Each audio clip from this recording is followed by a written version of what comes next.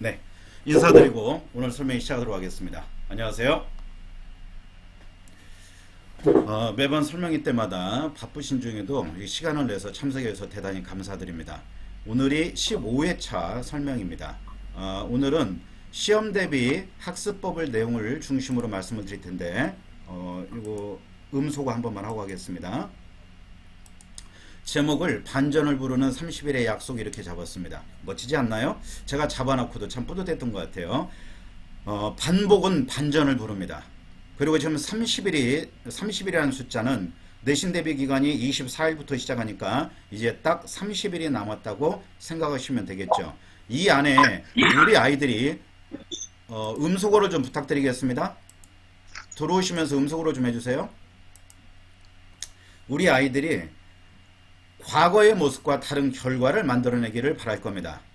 전에도 말씀을 드렸지만 결과를 바꾸고 싶으면 과정을 바꿔야 됩니다. 과정이 바뀌면 아이들의 결과가 바뀔 겁니다. 그러기 위해서는 오늘은 시험 대비의 어떤 전반적인 로직을 한번 제가 쭉 정리해서 말씀을 드릴 텐데, 제가 아이들과 함께 보낸 시간이 20년이 넘는 것 같습니다. 그렇게 안 보이지만 제가 좀 연식이 좀 돼요. 근데 아이들하고 수업을 하면서 공부 방법에 대해서도 얘기해보고, 저도 책도 많이 보고 인터넷도 보고 정리도 해봤지만, 남이 입어서 멋있는 옷이 내 몸에 꼭 맞지는 않지 않습니까? 그래서 실패와 오류의 경험을 통해서 다양한 공부 방법을 적용을 해보고 나한테 맞는 공부 방법을 찾아야 된다는 얘기죠. 그리고 또 하나는요, 우리 어머님들은 아이들이 열심히 공부하기를 바라지 않습니까? 그리고 아이들도 공부를 잘하고 싶은 것은 에브리바디 누구나 똑같은 마음입니다. 그런데 하기 싫죠, 본질적으로. 그래서 공부하는 인간이 되는 방법을 한번 찾아보자라는 얘기죠. 호모 아카데미쿠스라 그러던데요. 오늘은 그 방법을 한번 같이 고민하고, 이번 중간고사 이후에 그때 들었던 설명회가 참 도움이 많이 됐다 할 수 있게끔 준비하는 데 시간이 꽤 오래 걸렸습니다. 그래서 하나하나 정리를 해 가보도록 하겠습니다.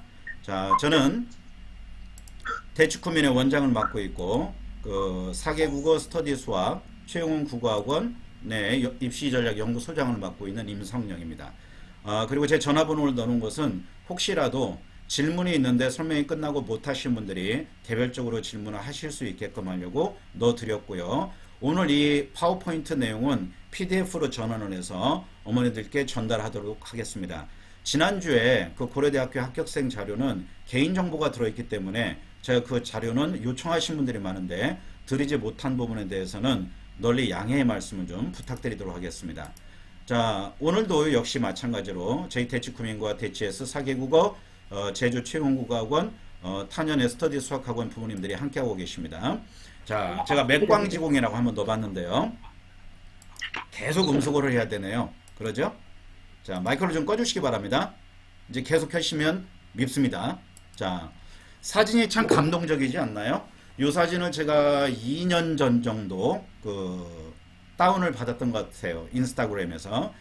우리 형설지공이라고 하지 않습니까? 제가 맥광지공이라고 바꾸는 건 뭐냐면, 이 아이가 이때 나이가 9살이에요. 이름을 외우지를 못해서 제가 밑에 컨닝하려고 적어놨습니다. 필리핀 세부의 다니엘 카브레라라는 아이인데, 지나가던 여대생이 이 아이의 모습을 보고 감동을 받아서 인스타그램에 사진을 올렸던 겁니다. 그런데 아이 사연은 이래요. 9살 먹었는데 아버지가 집에 화재가 나서 돌아가시고 집은 너무 어려워서 학교를 다닐 수가 없는 형편이었다는 얘기죠. 그러니까 집에서 공부를 너무 어둡고 하니까 공부를 할 수가 없으니까 아이가 책상을 갖고 나와서 맥도날드 창문 불빛으로 공부를 하고 있지 않습니까? 얼마나 감동적입니까? 그러죠? 제가 그래서 맥광지공이라고 해놨는데, 이 사진을 보고 후원자가 엄청나게 많이 몰렸다고 합니다. 대학 등록금까지 대주겠다. 그리고 이 아이한테 보물 1호는 뭐냐면 오른손에 쥐고 있는 연필입니다.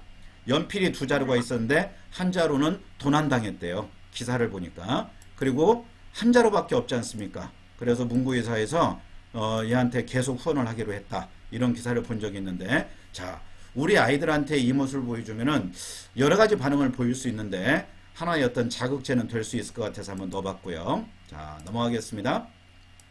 오늘은 공부에 대한 공부, 시험에 대한 공부입니다. 입시가 아닙니다. 그래서 공부에 대한 제 정리를 제가 오랫동안 아이들과 수업하면서 가졌던 생각들 한번 정리를 해봤습니다. 자, 첫 번째, 공부를 왜 해야 되냐?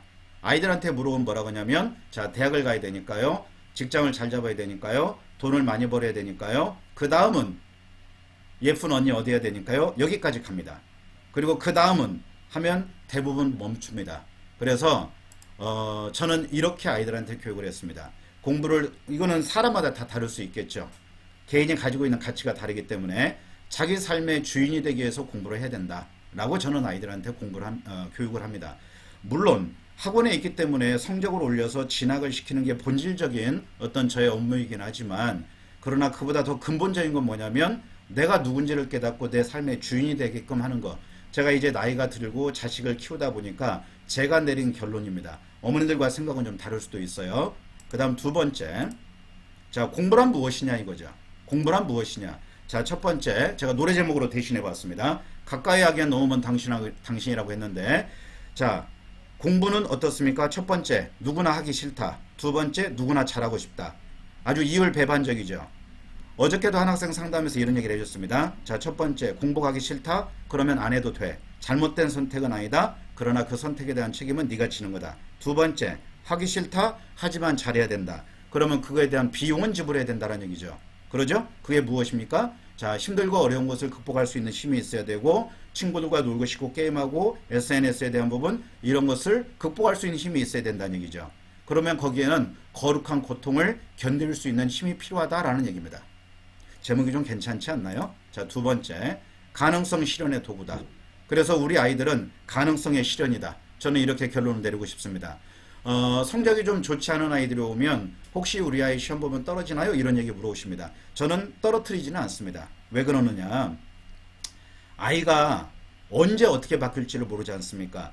오늘의 이 모습이 내일의 모습이 아닐 거고 3년 뒤의 모습, 5년 뒤의 모습이 아닐 거라는 건 저는 알기 때문에 아이들은 10번 바뀐다. 이렇게 저는 생각합니다. 그러지 않을까요? 그러니까 우리 부모님들도 너 커서 뭐 될래? 이 얘기 좀 안 해주셨으면 좋겠어요. 아이들이 듣기 싫어하지 않나요? 너 커서 뭐 될래? 그랬더니 저희 작은 놈 얘기하더라고요. 애 아버지요. 저 쓰러질 뻔했습니다. 넘어갑니다. 긴 고통 짧은 기쁨이다 이렇게 넣었는데, 시험을 보고 난 뒤에 성적의 상승에 대한 기쁨이 1년 내내 3개월, 6개월 가지는 않지 않습니까? 그때 그 순간 잠깐입니다. 그리고 그 기쁨을 맛보기 위해서 긴 고통을 감내하는 것이죠. 그 다음, 물음표로 시작해서 느낌표로 끝난다. 이게 뭐지? 아하, 이거구나. 이렇게 끝난다는 얘기죠. 써놓고 참 멋있는 것 같아요. 자, 이 영상은요, 제가 녹화를 뜨고 있습니다. 그래서 이 부분은 아이들한테 공유를 해주려고 뜨고 있어요. 이 내용은 우리 어머님들이 보셔야 될 내용이 아닙니다, 사실은. 그죠? 공부는 어머님들이 하는 게 아니라 아이들이 하는 거지 않습니까? 그래서 이거 영상을 보내드릴 테니까 아이들 짬짬이 시간 내서 볼 수 있게끔 해주시면 감사하겠습니다. 특히 중학교 2학년 첫 시험 보는 아이들, 그 다음에 고등학교 1학년 중3에서 올라와서 고등부에서 첫 시험 보는 아이들, 꼭 필요한 내용이라고 봅니다. 자, 공부는 기회를 부르는 자석이다. 제가 이렇게 제목을 붙였는데, 이게 어느 신문 기사에 냈던 걸 이렇게 한번 표로 한번 정리해 봤어요. 프로골프 선수가 되는 거하고 프로 바둑기사가 되는 거하고 공부를 하는 거하고 비교 분석을 해봤는데, 골프 선수 돈이 많이 들죠? 그러죠? 바둑기사도 돈이 많이 들죠? 그런데 성공 확률은 가장 높은 건 뭐냐면 공부로 성공하는 게 가장 성공률이 높다. 이렇게 얘기합니다. 그리고 이전 설명에서도 한번 말씀드렸는데, 주식 투자하고 부동산 투자보다 자식 대학 졸업장에 투자하는 수익률이 가장 높다는 연구 보고서가 있습니다. 뭐 그런 보고서가 있냐 아시겠지만 저는 교육 쪽에 관심이 많다 보니까 그런 것을 연구할 수밖에 없겠죠. 자, 골프 선수요, 성공 확률 5% 미만. 그 다음에 프로 바둑기사요, 남자 7명, 여자 2명. 1년에 9명 뽑네요. 그러죠? 스카이요, 10,000명 뽑습니다. 어마어마한 숫자 아니겠습니까? 희망은 있다. 우리 아이에게 희망은 있다. 자, 넘어갑니다. 성적이 오르지 않는 아이들의 특징을 한번 정리해봤어요. 한번 정리해보자는 얘기죠. 아이들한테 저는 묻습니다. 야, 공부를 못하는 거냐 안 하는 거냐? 아이들이 뭐라고 답할까요? 전부가 다 안 하는 겁니다 라고 답합니다. 못하는 게 아니죠. 머리가 나빠서 그런 게 아니다는 얘기죠. 그러면 결론은 뭐다? 하면 된다. 자, 우리 어머니들 같이 따라해보세요. 하면 된다 이겁니다. 하면 꼭 된다. 어떻게? 그럼. 마이크 누르시면 꺼집니다. 마이크 누르세요. 제가 끄겠습니다. 자, 성적이 오르지 않는 아이들의, 성적이 겸손한 아이들의 특징이 첫 번째가 뭐냐면 배우고 또 배운다. 이 얘기가 뭡니까? 자, 학원은 다녔어요. 성적이 안 나왔어요. 어머니도 어떻게 하시겠습니까? 첫 번째 학원을 옮깁니다. 아니면 두 번째 과외를 붙입니다. 아니면 거기에다가 학원을 더 붙입니다. 그러니까 문제는 뭐냐면 보약이 몸에 좋다고 계속 먹이는 거죠. 아침에 먹고 점심에 먹고 저녁에 먹고 불고기를 좋아한다 그래서 삼시세끼 간식도 계속 줘보십시오. 질리지 않을까요? 문제는 뭐냐면 학과 습에 대한 내용을 정확히 이해하셔야 됩니다. 학이라는 건 배우는 거고 습이라는 것은 익히는 거지 않습니까? 그러죠? 날개 익자에 일백백자다는 얘기죠. 새가 한번 나르려면 100번의 날개짓이 있어야 된다. 그 얘기는 뭐냐면 자기주도 학습에 대한 의미를 잘못 이해하시는 분들이 계신데 자기주도 학습이니까 자습이라고 이해하시는데 그게 아닙니다. 배우고 익히는 거죠. 배우는 게 1이면 익히는 건 1.5다는 얘기죠. 그러니까 소화할 수 있는 시간이 있어야 된다라는 얘기죠. 늘린다고 애가 성적이 오르지는 않는다라는 얘기입니다. 어머님들 좀 이 부분을 명심해 주시면 감사하겠고요. 두 번째, 힘들게 나는 열심히 하고 있다고 착각하는 경우가 많다고 했는데 열심히만 가지고는 안 됩니다. 열심히가 과정의 프로세스라면 결과라는 건 뭡니까? 잘이죠. 열심히 잘해야 됩니다. 결과가 나와야 된다는 얘기죠. 그러니까 이거는 뭐냐면 엉덩이 단계를 넘어서지 못한 거다라는 얘기죠. 그 다음 세 번째, 시간 관리가 안 된다. 자, 10시 반 넘어가서 숙제가 있으면 숙제를 하는데 그러지 않으면 남학생들 주로 게임을 하거나 아니면 여학생들 SNS 하거나 휴대폰 때려부시는 분들도 계실 텐데 휴대폰 때려부시면 절대 안 됩니다. 첫 번째, 아이 가슴을 찢는 거하고 똑같고요. 두 번째, 어머님들 돈이 많이 듭니다. 왜? 새로 사줘야 되잖아요. 아이들은 때려부시면 좋아합니다. 더 좋은 거 사니까. 그러죠? 그러면 시간 관리라는 것은 마음은 있지만 안 된다는 얘기죠. 그래서 우리가 차계부 쓰듯이 시계부를 한번 써보게 하는 것도 방법이다는 얘기죠. 계속 쓰게 하면 그것도 힘드니까 하루만 한번 내가 일어나서 밥 먹고 잠자고 화장실 가고 할 때 학교에서의 시간까지 30분 단위로 한번 써보게 하자라는 얘기죠. 그러면 낭비되는 시간을 계산해낼 수 있을 겁니다. 그 다음 학교 수업, 학원 수업, 시험 공부 따로 한다. 성적이 안 나오는 아이들의 공부 특징이 바로 여기에 있더라는 얘기죠. 이게 일체화된 상태에서 들어가야 되는데 학교 수업이 시험 공부고 학원 수업이 시험 공부고 내가 하는 게 시험 공부인데 이게 일체화가 아닌 따로 국밥이 돼서 돌아가는 아이들이 있어요. 그러니까 학원 수업을 결석하고 지공부한다고 빠진 애들이 있습니다. 왜? 학원 오고 가는 게 아깝다라는 얘기죠. 그럼 뭔가 잘못 알고 있다라는 얘기죠. 이게 따로 돌아가면 안 되고 기어 맞물려서 돌아가듯이 일체화돼야 된다. 그러면 지금 시험 범위가 학교에서 발표할 시점이고 지금 선생님들이 수업하면서 뭘 얘기할까요? 야, 이거 중요해? 별표해봐? 이런 것들은 시험 문제에 나오겠죠. 그러니까 수업 시간에 자면 안 된다는 얘기입니다. 절대적으로 수업은 가장 기본이 되는 메커니즘이라는 얘기죠. 그래서 선생님 말씀은 주님의 말씀이다. 이렇게 이해하고 가야 된다는 얘기예요. 저 교회 안 다닙니다. 전 종교적인 색채 없으니까 오해하지 마십시오. 그 다음 마지막 변명, 핑계가 자기 합리화가 많다고 얘기했는데 이런 얘기 많죠. 제가 제일 시험 대비를 해놓고 화가 나는 부분은 뭐냐면 선생님 해준 거 하나도 안 나왔습니다. 이런 얘기할 때 저는 무지하게 열받습니다. 왜냐? 잠 못 자고 제가 수업 많이 할 때는 서서 졸아본 적도 있거든요. 잠이 부족하기 때문에 그러면 아이들이 얘기합니다. 선생님 방언 터졌다고. 왜냐면 무슨 얘기하는지 모르고 계속 떠들어댑니다. 제2외국어로 얘기한 적도 있는데 문제는 뭐냐면 선생님들은 학원 강사들은 이게 밥줄 아니겠습니까? 냉정하게 얘기해서 그러니 모든 걸 다 걸고 한다는 얘기죠. 저희 선생님들도 어제 교육하면서 그렇게 얘기를 했습니다. 시장에서 판정을 냉정하게 받을 거니까 목숨 걸고 시험 대비해라 이렇게 얘기했습니다.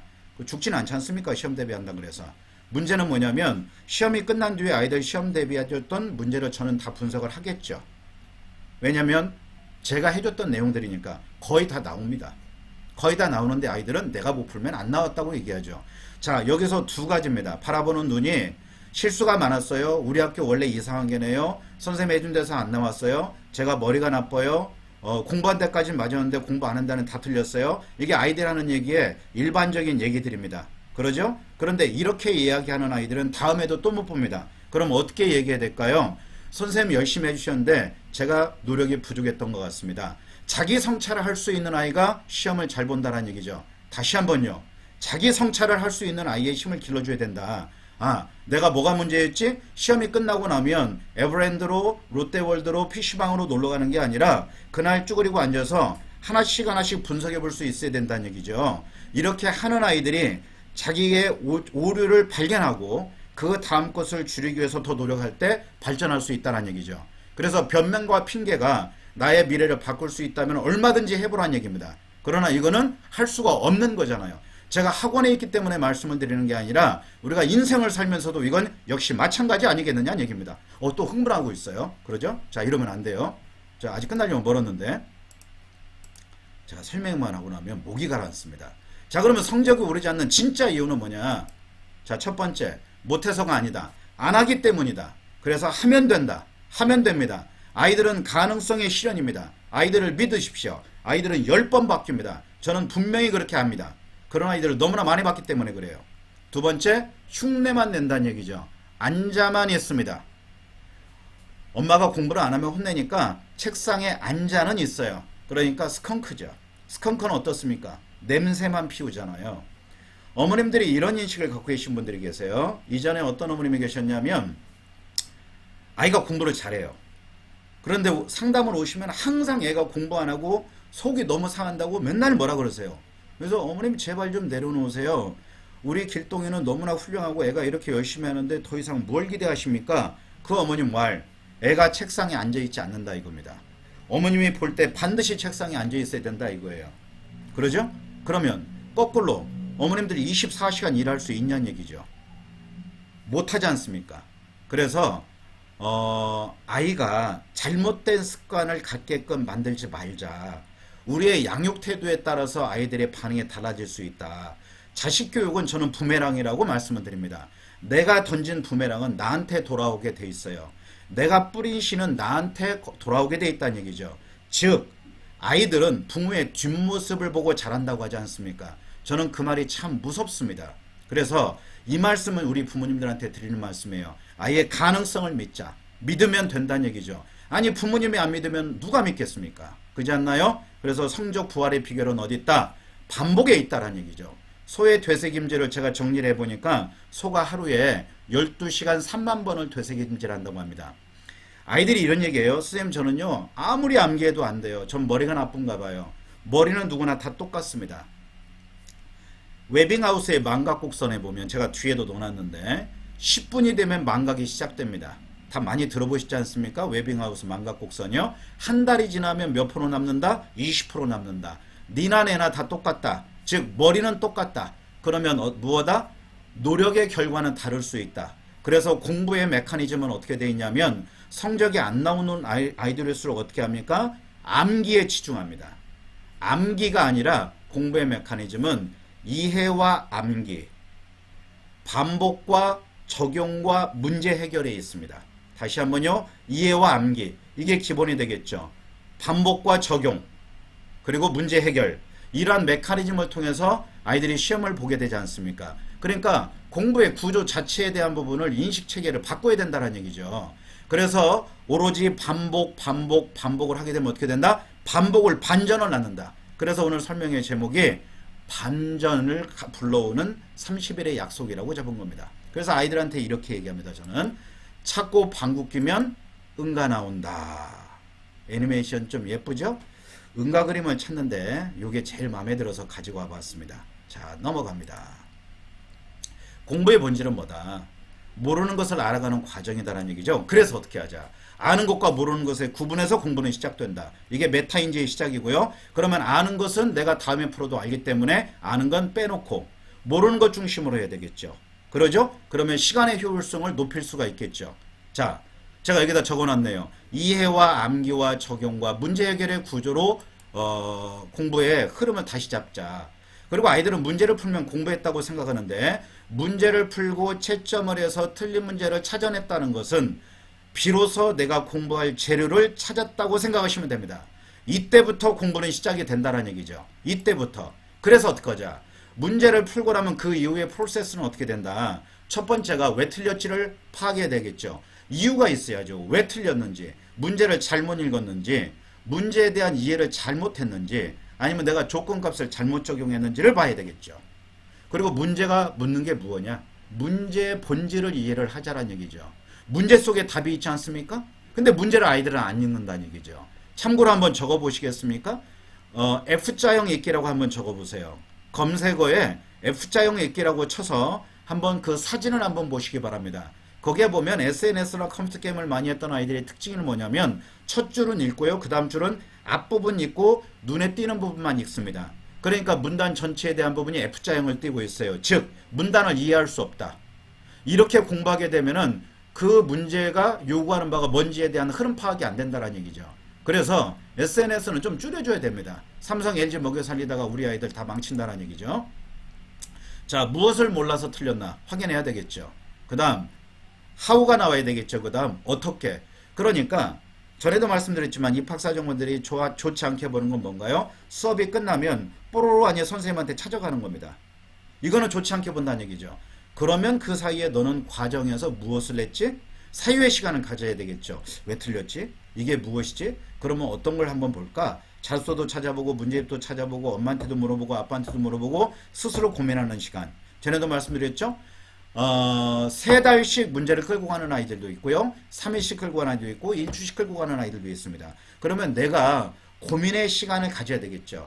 how는 그렇게 찾아야 됩니다. 그 다음 선생님한테 가면 된다는 얘기죠. 마지막 이 문제를 통해서 배워야 될 건 무엇인가? 사고의 확장성이 되겠죠. 그래서 응용 문제가 나오면 풀겠죠. 닭이 어떻습니까? 물 한 모금 먹고 하늘 보고 물 보고 와 새물이야. 하늘 보면 어때요? 뭐 새하늘이네. 웃기시죠? 아이들은 어떻습니까? 수학에서 숫자 바꾸면 세 문제잖아요. 왜? 응용이 안 되니까. 이 과정이 생략돼 있어서 그렇다는 얘기죠. 이 과정이. 그러니까 어머님들이 이렇게 보십니다. 수학 성적이 안 나오면요. A라는 문제집을 풀었어요. 예를 들어서 센을 풀었습니다. 근데 C등각이 해결이 안 되는 아이예요. 근데 성적이 안 나와. 그러니까 거기다가 뭘 집어넣어요? 일품 집어넣습니다. 블랙라벨 집어넣습니다. 깔려 죽으라는 얘기죠. 그러니까 하나를 풀더라도 제대로 풀자. 한 권을 풀더라도 내 걸로 완전히 씹어먹을 수 있을 정도로 하는 게 가장 효과적이다라는 얘기죠. 그러지 않을까요? 다음 갑니다. 학습 시간과 성적의 상관관계입니다. 제가 빨간 걸로 해놨는데 상위 10%의 내용을 보십시오. 자, 상위 10%면 2등급이죠. 2등급인 아이들의 42%는 어떻습니까? 하루에 6시간 이상 공부해서 일주일에 30시간이 확보된다. 그러면 5시간 이상 공부하는 아이들 그 위에 보십시오. 어떻습니까? 두 개를 합쳐보니까 63.5%가 되네요. 아, 2등급을 하려면 적어도 1일 5시간은 공부해야 되는구나. 근데 재미난 게 있죠. 머리 좋은 남학생들 같은 경우에 중학생 특히 엄마 미리 공부하면 뒤에 가면 다 까먹어. 그러니까 시험 때 임박에서 해야 텐션이 올라가서 잘 봐. 두드려 맞아야 됩니다. 뭔가요? 반복을 안 하겠다는 얘기잖아요. 그런다고 팰 수는 없습니다. 자, 문제는 뭐다? 1일 5시간에서 6시간의 양이 확보된 아이들은 상위권을 점유할 수 있는 가능성이 높다. 그리고 2019년 교육 통계에 보면 적어보시겠습니까? 하루에 6시간 이상 공부한 아이들이 전국의 4.1%입니다. 그런데 1등급은 4%입니다. 즉 6시간 이상 공부하면 1등급 할 가능성이 높아진다. 이렇게 보시면 되겠습니다. 즉 학습 시간과 성적은 반드시 비례관계에 있다. 그런데 이런 아이들이 있죠. 미리 공부하면 잊어버려요. 이거는 자기 변명에 가깝다고 생각하시면 됩니다. 저는 수업을 제가 오래 했어요. 근데 그런 얘기 하는 아이들이 너무나 많습니다. 특히 머리 좋은 남학생들이 그런 경우가 많아요. 공감이 좀 가시지 않나요? 넘어갑니다. 자, 보십시오. 여기 잘 보이시나요? 제가 TV 화면 캡처를 했는데 서울대학교 갔던 아이들하고 보통 학생들하고 공부 시간을 보면 고등학교 때 평균 공부 시간은 큰 차이가 없습니다. 위에가 서울대고요. 아래가 보통 학생들이에요. 자, 그런데 중요한 건 뭐냐면 그 뒤에 겁니다. 이건 뭡니까? 혼자 공부할 때의 시간입니다. 서울대생들은요. 시험 기간에도 똑같이 공부합니다. 평소 때도. 그런데 보통인 학생들은요. 여기서 드러나는 거예요. 시험 때는 차이가 약간 있지만 평소 때 가면 그 갭의 차이가 몇 배가 벌어진다는 얘기죠. 그러니까 우리 아이들은 어떠냐면 공부를 잘하는 아이들, 판에서 1등하거나 2등하는 아이들은 어떻게 얘기합니까? 쟤는 원래 공부 잘해. 쟤는 원래 머리 좋아. 이렇게 얘기한다는 얘기죠. 그게 아니라 그 아이가 감내했던 고통의 무게는 생각은 안 한다는 얘기죠. 그래서 반드시 기회비용이 있다는 얘기죠. 비용 지불이 되지 않고 공부를 잘하기를 원한다는 것은 도둑놈 심보다. 그런 마음은 버려야 된다는 얘기입니다. 이 지표가 이 그래프가 보여주는 내용이 굉장히 큰 의미를 가지고 있다고 보시면 돼요. 자, 그래서 학습량과 성적의 상관관계를 말씀드리겠습니다. 다 띄워놓을까요? 저 연구 많이 했습니다. 이렇게 연구를 많이 하다가 저 연구될지 모르겠어요. 연구 없다 이렇게 될 것 같아요. 자, 성적은 어떻게 올라가냐? 우리 부모님들이 원하는 그래프는 어떻습니까? 이렇게 올라가길 원합니다. 이렇게 올라가길 원한다는 얘기죠. 하는 대로 올라가길 원해야 돼요. 그러니까 싸우는 대로 이겨야 됩니다. 자, 그러면 냉정하게 한번 여쭤볼게요. 어머님들 주식 투자하시죠? 자, 주식 투자하면은 반드시 100% 따십니까? 잃을 때도 있고 투자했는데 빠졌다가 올라갈 때도 있고 정체기가 반드시 있잖아요. 조정기가 있지 않습니까? 근데 아이들은 왜 성적이 조정기를 거치지 않고 반드시 올라가야 된다고 생각하십니까?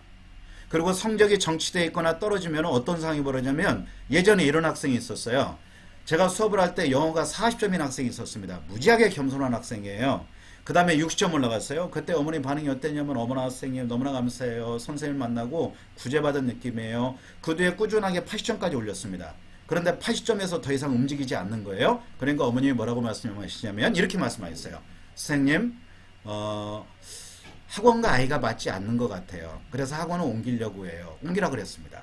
또 돌아왔습니다. 3개월 뒤에 시험 한번 끝나고요. 원래 위치로 돌아가서 다시 왔습니다. 그 문제는 뭐냐면 다른 학원이 잘못됐다는 게 아니라 조정기를 거치는 과정을 못 견뎠다는 얘기죠. 즉 우리 부모님들의 불안감, 잔소리 왜 하십니까? 아이를 냉정하게 한번 분석해 보세요. 아이를 사랑해서 잔소리 하십니까? 아니면 내가 불안해서 잔소리 하십니까? 나의 불안감이 커지 않을까요? 저는 두 아이를 키운 부모고 재수생 학부모였기 때문에 그 부모의 불안감을 누구보다 크게 알고 있습니다. 그래서 자꾸 나는 방법을 얘기해주고 시행착오를 줄일 수 있게끔 하기 위해서 이렇게 하는 게 좋지 않겠니? 라고 얘기하지만 그건 결국엔 잔소리일 뿐이었다는 얘기죠. 그래서 성적이 이렇게 올라갈 때는 선생님들이 고맙고 학교도 고맙고 학원도 고맙잖아요. 여기 정체기는 조정기입니다. 여기 이렇게 그래프로 해서 이게 메가스터디에서 연구했던 자료를 제가 가지고 온 건데 출처는 밝히는 게 맞잖아요. 여기에 가서 상승곡선을 그리기 전에는 반드시 정체기가 있다. 이런 아이들은 일반적으로 모든 학생이 그렇습니다. 그렇지 않은 아이들도 있어요. 그렇게 해서 도약 단계로 나라라 슈퍼보드를 타고 점핑한다는 얘기죠. 자, 그래서 상승곡선의 4가지 유형을 말씀드릴게요. 다 띄워놓고 한번 말씀드려볼까요? 자, 첫 번째, 어머님들이 원하는 거 일반 학생이죠. 꾸준치기라고 제가 이름을 붙였는데 하는 대로 올라가. 하는 대로 올라가. 이때는 어머님들이 아이를 보면 뿌듯하죠. 아유, 저게 내 새끼인가 싶을 정도로. 그렇죠? 아이를 보면서 참 감사한 마음을 갖죠. 얼마나 뿌듯합니까? 하는 대로 올라가니까. 그런데 이런 아이들이 몇이나 되겠냐는 얘기입니다. 자, 일반적인 아이들이요. 롤러코스터입니다. 이놈 하면 올라가고 안 하면 떨어지고 하면 올라가고 안 하면 떨어지고 이게 무슨 에버랜드인 줄 알아요. 그런데 아이들하고 재미난 건 뭐냐면 야, 너 무슨 과목 몇 점이니? 이렇게 물어보죠. 아이들은 어떻게 얘기합니까? 여기 꼭지점을 얘기합니다. 그런데 이 밑에 점수는 내 점수가 아니라고 생각하는 겁니다. 아닙니다. 우리가 고등학교 올라가서 교과조정을 쓰게 되면 나중에 어떻게 됩니까? 이거 다 합친다는 얘기죠. 그러니까 이 점수는 내 점수가 100% 아니다. 절대 착각 속에 빠져있지 말라.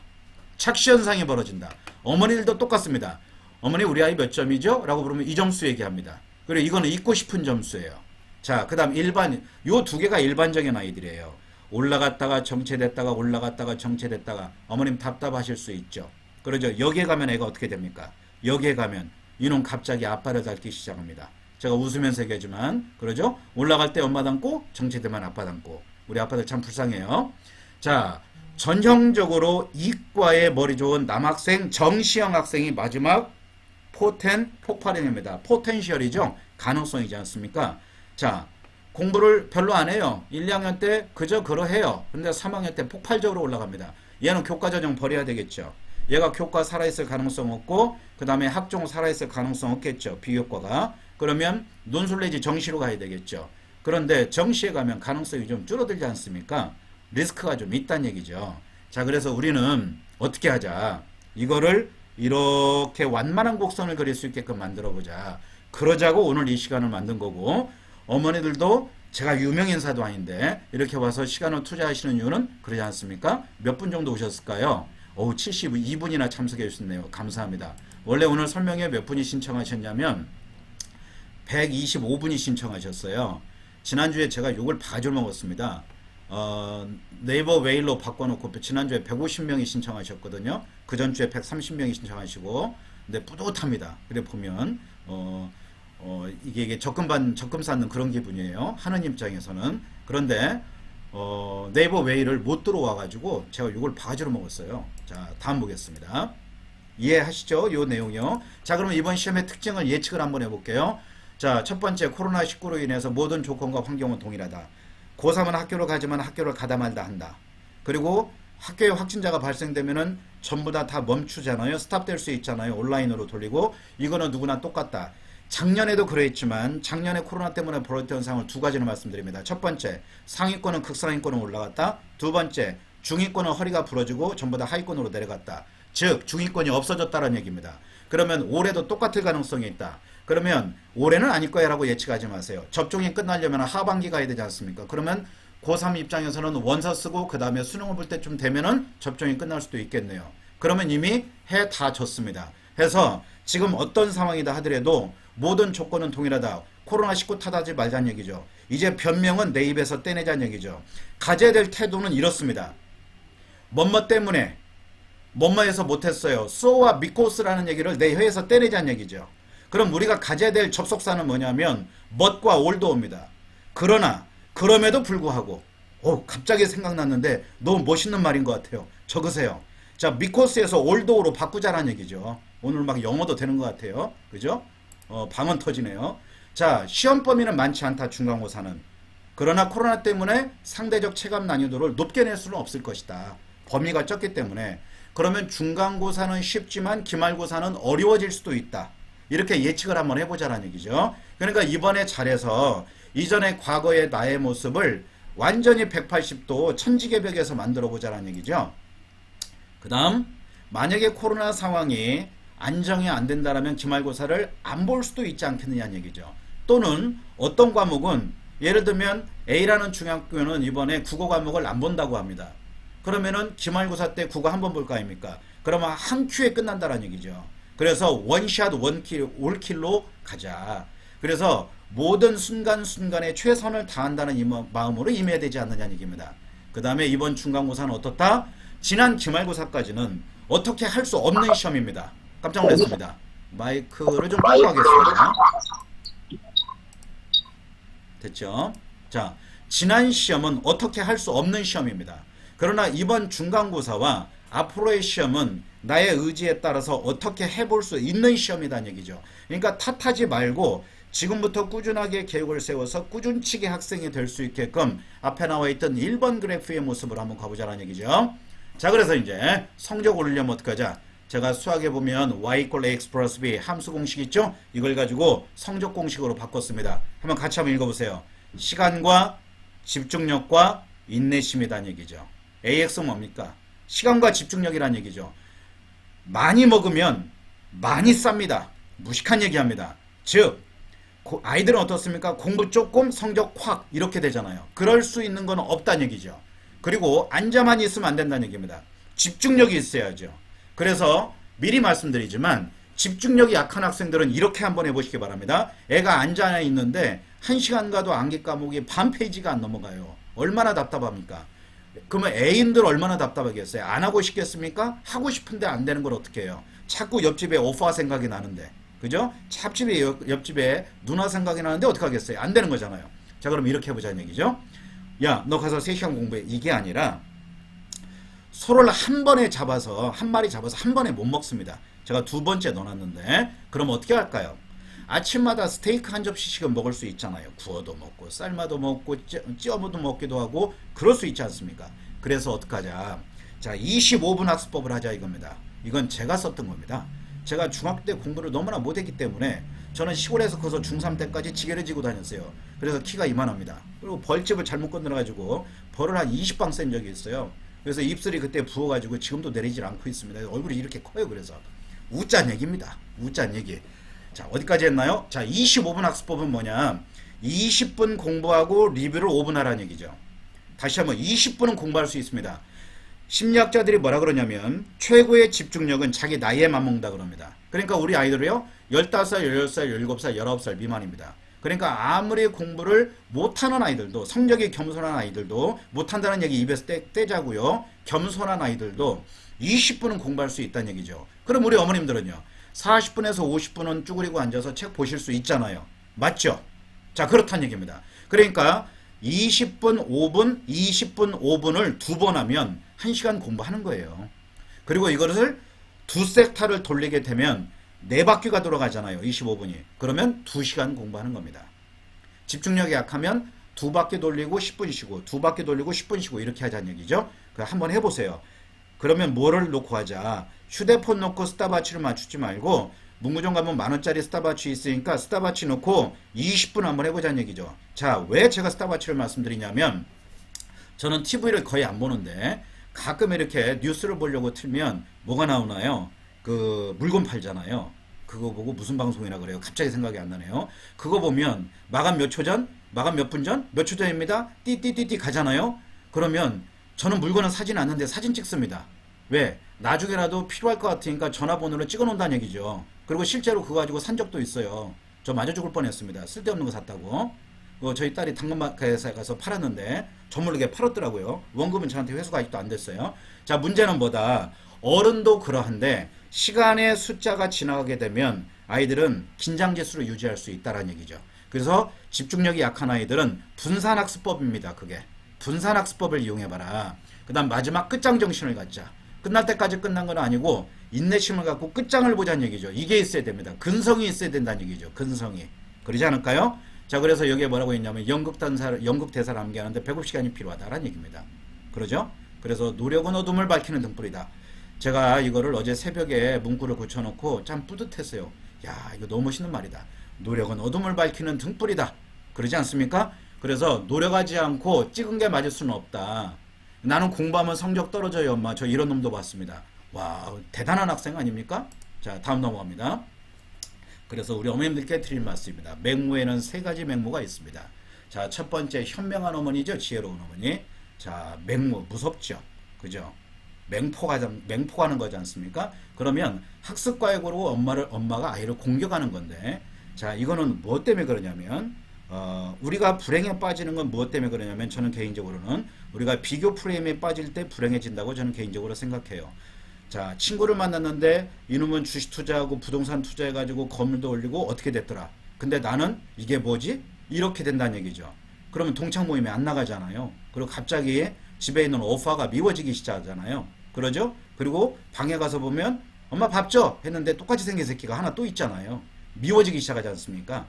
비교 프레임에, 즉 아이의 성적을 옆집 아이와 내가 알고 있는 내 친구의 아이와 비교하게 되면 우리가 아이를 공격하게 되어 있습니다. 너는 뭐냐 이놈아. 이렇게 될 수 있다는 얘기죠. 그리고 또 하나, 공부를 잘했던 부모님들은 애가 공부를 못하는 것을 이해를 못하는 분들이 많습니다. 왜? 나는 놀면서 해도 이 점수는 나왔다 이거죠. 그리고 아이가 성적이 이만큼 올라갔을 때 어떤 반응을 보이냐면, 야, 그 정도는 기본 아이니? 야, 그거 갖고 되겠어? 이 정도는 더 해야지. 여기에 가면 애가 맛이 가겠죠. 멘탈이 무너지겠죠. 그래서 이렇게 하시자는 얘기죠. 야, 너는 하늘이 준 선물이야. 이렇게 해보시라는 얘기입니다. 그러죠?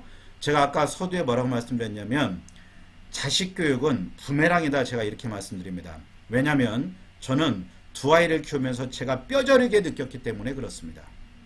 제가 아이 양육을 하면서 한 6개월 정도를 이게 수면제를 먹어야 잔 적이 있었습니다. 왜? 이 양육에 대한 이 고통 때문에 너무나 고통스러운 일이 있었거든요. 다 말씀드리긴 어렵지만 제가 좀 웃기죠? 근데 제가 원래 웃긴 사람이 아니에요. 근데 이 웃음 뒤에, 밝음 뒤에는 어두운 커튼이 있다는 겁니다. 자, 마지막 맹모는 뭔가요? 엄마가 냉탕온탕 왔다 갔다 하는 겁니다. 그러니까 어떤 때는 이러고 어떤 때는 저러하고, 기준치가 모호한 거죠. 아이에게 명확한 기준 제시가 안 되면 어떡합니까? 애가 엄마 눈치만 본다는 얘기죠. 그러니까 어떻게 되는 거예요? 아이의 마음을 읽어낼 수가 없는 겁니다. 그래서 결론, 우리는 아이의 감정을 읽을 수 있어야 된다. 마음을 읽는 엄마가 되자, 마음을 읽는 아빠가 되자. 그리고 아버님들 들으시면요, 어머님을 사랑하자. 지난주에도 제가 뭐라고 말씀드렸냐면, 마이크가 켜졌네요. 마이크 좀 끄겠습니다. 어머님을 온 마음으로 사랑해야 된다. 왜? 가정의 평화를 위해서. 처하태평이라고 그랬어요. 마누라 밑에 있을 때 세상이 편안하다 이랬습니다. 왜냐하면 어머니한테 잘못하면 집의 인질들한테 그게 보복으로 돌아갈 수 있습니다. 그죠? 제가 웃자고 드린 말씀이에요. 넘어갑니다. 자, 그래서 이미 정해진 미래다. 제가 운명론을 얘기하는 게 아니라 아이들이 오늘 보낸 시간이 내일의 성적을 결정할 것이다. 그래서 피터 드러커 형님의 아주 멋진 말 한번 가지고 와봤어요. 넘어갑니다. 자, 그러면 이제 우리 부모님들이 하셔야 될 게 있어요. 시험을 보기 전에 학원에서 성적 분석도 해주고 다 하지 않습니까? 그런데 내가 직접 해보시란 얘기죠. 작년에 우리 학교 성적이 내가 고1이면 고2 때 우리 아이가 봐야 될 시험의 과목 평균이 어떻게 나왔고 표준 편차가 몇 점이었고 A등급의 비율은 몇 %였고 난이도가 어떠했는가를 분석을 한번 해보자라는 얘기죠. 이게 우선순위 아니겠습니까? 중학교 2학년 어머님들은 꼭 해보셔야 돼요. 이걸 전 지역을 다 할 수 없기 때문에 저희 지역만 제가 했어요. 저희 지역만. 자, 한번 넘어갑니다. 알림이에 가서요, 학교 이름 집어넣으면 이렇게 나와요. 밑에 중앙에 보면 21년도로 나오고 검색할 수 있는 게 아무것도 없습니다. 그래서 여기 선택을 누르기 전에 여기 연도를 바꿔야 돼요. 여기 연도를 클릭하잖아요. 그러면 이렇게 바뀝니다. 이렇게. 저는 친절해서 이렇게 다 캡처해서 넣어놨어요. 그러면 20년도 걸 누르고 선택을 누르면 이제 이렇게 다 바뀐다는 얘기죠. 학생연왕, 교원연왕이 쭉 나와요. 그래서 마지막 걸 보십시오. 마지막 가에서 뭘 보셔라. 이 두 개를 봐라. 평가 계획을 어떻게 하겠다는 게 구체적으로 과목별로 다 나와 있습니다. 그러니까 학교에서 얘기 안 해줘도 이거는 거의 따라가지 않겠습니까? 그러면 작년 중간고사 시험에서 난이도는 어땠는지, 자, 서술형은 몇 프로 나왔고, 그 다음에 수행평가는 몇 개 했고, 아, 서술형이 우리 학교는 없었구나. 전부 다 지필이 객관식으로 나왔구나. 이렇게 알 수 있지 않습니까? 자, 음소거 한 번만 더 하겠습니다. 75분이 오셨네요. 줌으로 했어도 되는데요. 자, 그 다음에 두 번째는요. 교과별 학업 성취 사항을 분석을 하셔야 됩니다. 자, 제가 분석한 샘플을 들어갑니다. 이 두 개는 반드시 살펴보셔야 돼요. 자, 이렇게 들어갑니다. 이게 평가 영역 및 반영 계획을 보면 과목별로 구체적으로 나와서 수행평가를 어떻게 하겠다고 구체적으로 준 학교도 있어요. 근데 그 내용을 다 넣을 수가 없어서 이렇게 제가 샘플링으로 넣어봤습니다. C고등학교인데, 자, 이수단이 나와있고 수행평가 몇 프로, 선우술형, 논술형이 있고 단답형이 있죠. 아, 10.5%구나. 이렇게 다 합쳐가지고 한 학기가 100% 되는구나. 이렇게 보시면 된다라는 얘기죠. 자, 그 다음 뭐가 과목별로 다 나와 있으니까. 그 다음에 수업 참여도, 왜? 과정평가이기 때문에 그냥 점수만 가지고 형성평가에서 결정하는 게 아니라 아이의 평소 때 수업에 참여도. 그래서 앞자리에 앉자. 그 다음에 선생님과 아이 컨택을 해라. 뒷자리에 앉아가지고 졸지 마라. 그리고 수업 시간에 우리 고등학교 때 뭐 막 배고프니까 얼마나 많이 주워 먹었습니까? 그러지 않나요? 다 경험이 있으시지 않나요? 이게 지금 제 얘기를 하는 건데 저는 참 꼴통했던 것 같아요. 지금 생각해보면. 뒤늦게 정신 차리고 공부했네. 자, 문제는 이 수업, 아이고 죄송합니다. 수업 참여도 봐야 되고 과제물 정도.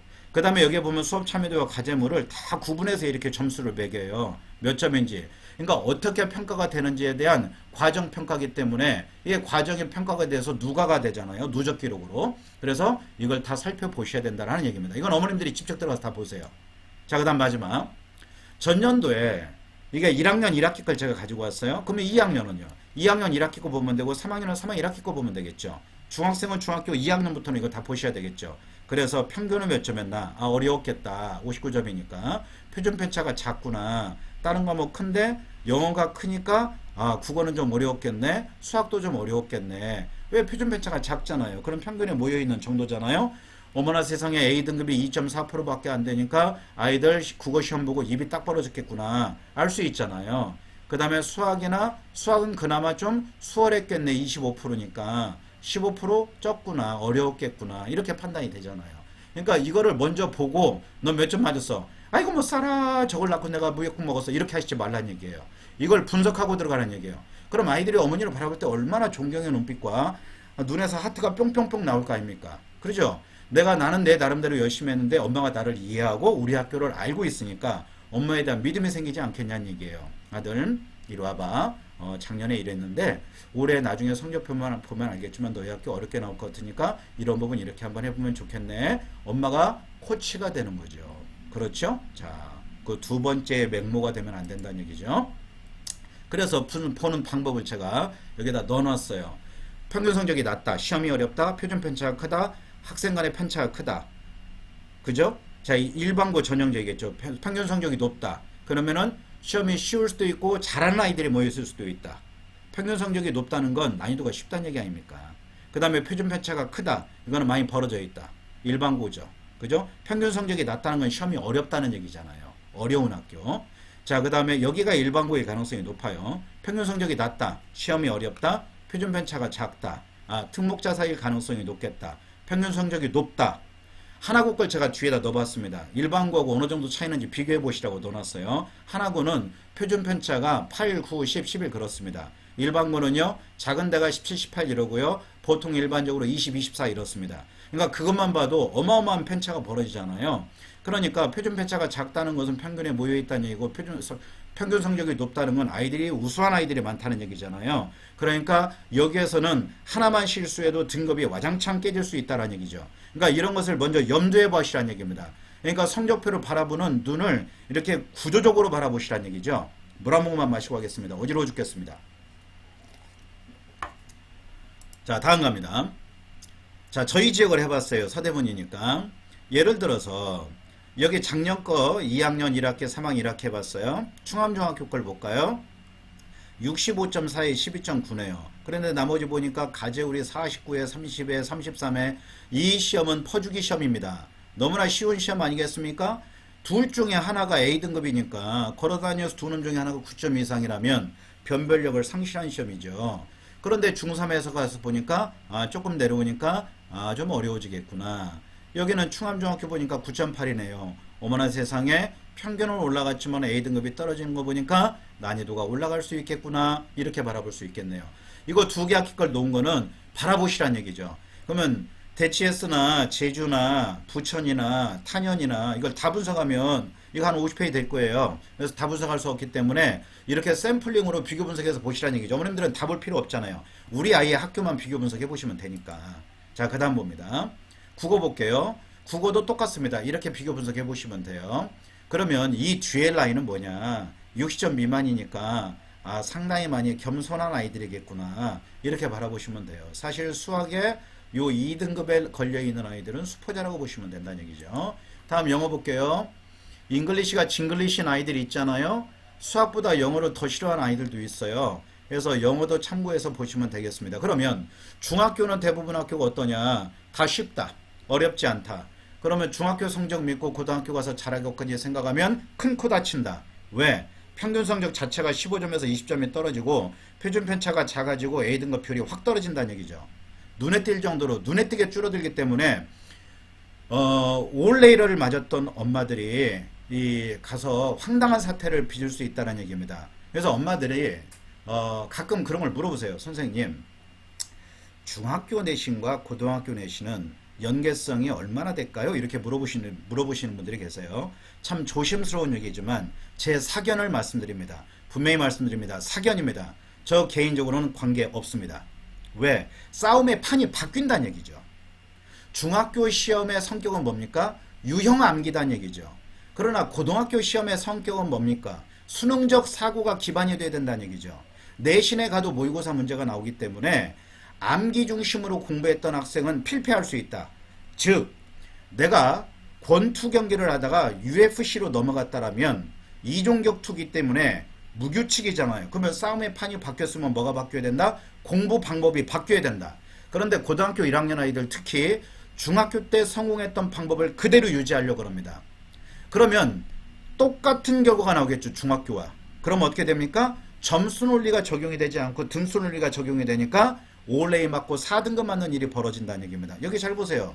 25%, 27% 그러지 않습니까? 3등급이 23%니까 23%부터 충암중학교 보면 27.4%까지는 이미 4등급에 가 있는 거예요. 그럼 여기 B등급은 여기 보세요. 이거 누계로 보십시오. 그러면 50% 아닙니까? 그러면 이미 어떻게 되겠어요? 4등급 넘어가니까 5등급에 와 있겠죠. 나는 중학교 때 88점 맞았어요. 못하는 거 아닙니다. 근데 4등급, 5등급 넘어갈 수 있다는 얘기죠. 이게 현실이란 얘기죠. 음소거 좀 하겠습니다. 자, 그래서 성적을 바라보는 눈을 객관화하자. 분명히 말씀드립니다. 싸움판의 성격이 바뀌었다. 그럼 싸움판의 성격이 바뀌었으면 싸움의 규칙이 바뀌었다. 게임의 룰이 바뀌었다는 얘기죠. 그러면 게임의 룰이 바뀌었으면 바뀐 게임의 룰을 적용해서 공부하라는 얘기입니다. 우리 특히 고등학교 1학년 어머님들, 그 다음에 중학교 2학년 어머님들, 비교의 게이지가 어디에 있냐면 초등학교 때에 있습니다. 초등학교 6학년은요 공부 안 해도 95점 100점입니다. 그러니까 다 천재 아니면 영재예요. 그런데 중학교 2학년 첫 시험 보면은 어머나 화들짝 놀랍니다. 중학교 2학년 중간고사 끝나고 학원에 많이 들어오거든요. 통계치로 보면. 그러면 그 얘기는 뭐다? 초등학교 때 공부했던 방식이 중학교 1학년 때 안 바뀌겠죠. 그 방법 갖고 중학교 2학년 때 공부하겠죠. 그러면 중학교 때 시험을 보면 중학교에 맞는 공부 방법으로 시험을 봐야 되겠죠. 그런데 예전 방식 그대로 합니다. 중학교 때는 엄마표가 통합니다. 그래서 엄마 매니저가 통하지만 고등학교는 엄마 매니저가 통하지 않습니다. 왜? 우리 어머니들은 학력고사 있고 수능도 앞세대잖아요. 그러니까 지금 수능과는 차이가 있다는 얘기죠. 엄마표 매니저가 안 된다는 얘기죠. 그러니까 어머니들 개입하지 마시라는 얘기입니다. 이렇게 말씀드리면 서운하실 수 있지만 어머님들이 개입을 정작 해야 될 때는 언제다? 고3 때 아이들의 마음을 어루만져주고 입시를 공부해야 된다 이겁니다. 어머님들이. 그래야 전략을 세워서 아이의 방향성을 제시해 줄 수 있다는 얘기죠. 너 이렇게 공부했을 때겠니? 이렇게 저렇게. 그러면 애하고 어떻게 됩니까? 사이만 나빠져요. 가정에 평화가 오는 게 아니고요. 성적 때문에 가정의 평화가 깨집니다. 대학에 가면 평화가 옵니다. 그러면 공부를 잘해야 되잖아요. 제가 말씀드렸죠. 아이의 마음을 읽어주십시오.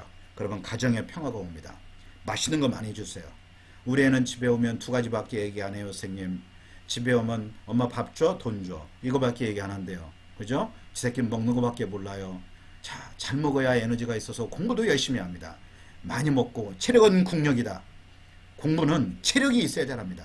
공부를 잘하는 아이들은 마지막에 하는 얘기하고 뭡니까? 공부는 머리가 아니라 체력이야 이렇게 얘기합니다. 자, 하나고등학교 거 한번 보십시오.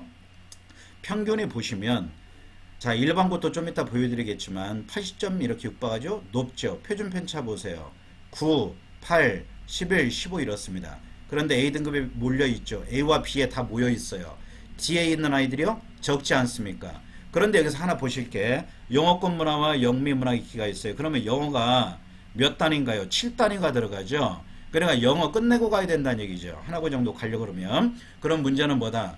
여기에 보면 표준 편차가 안 나왔죠. 진로 선택 과목이니까 아, 이 과목은 등급이 안 나오겠구나. 그러면 A, B, C로 평가가 되겠구나. 그런데 A와 B에 몰빵 몰려 있습니다. 즉 진로 선택 과목에 가면 이 학생들은 대부분이 A를 맞는다는 얘기죠. C가 거의 없잖아요.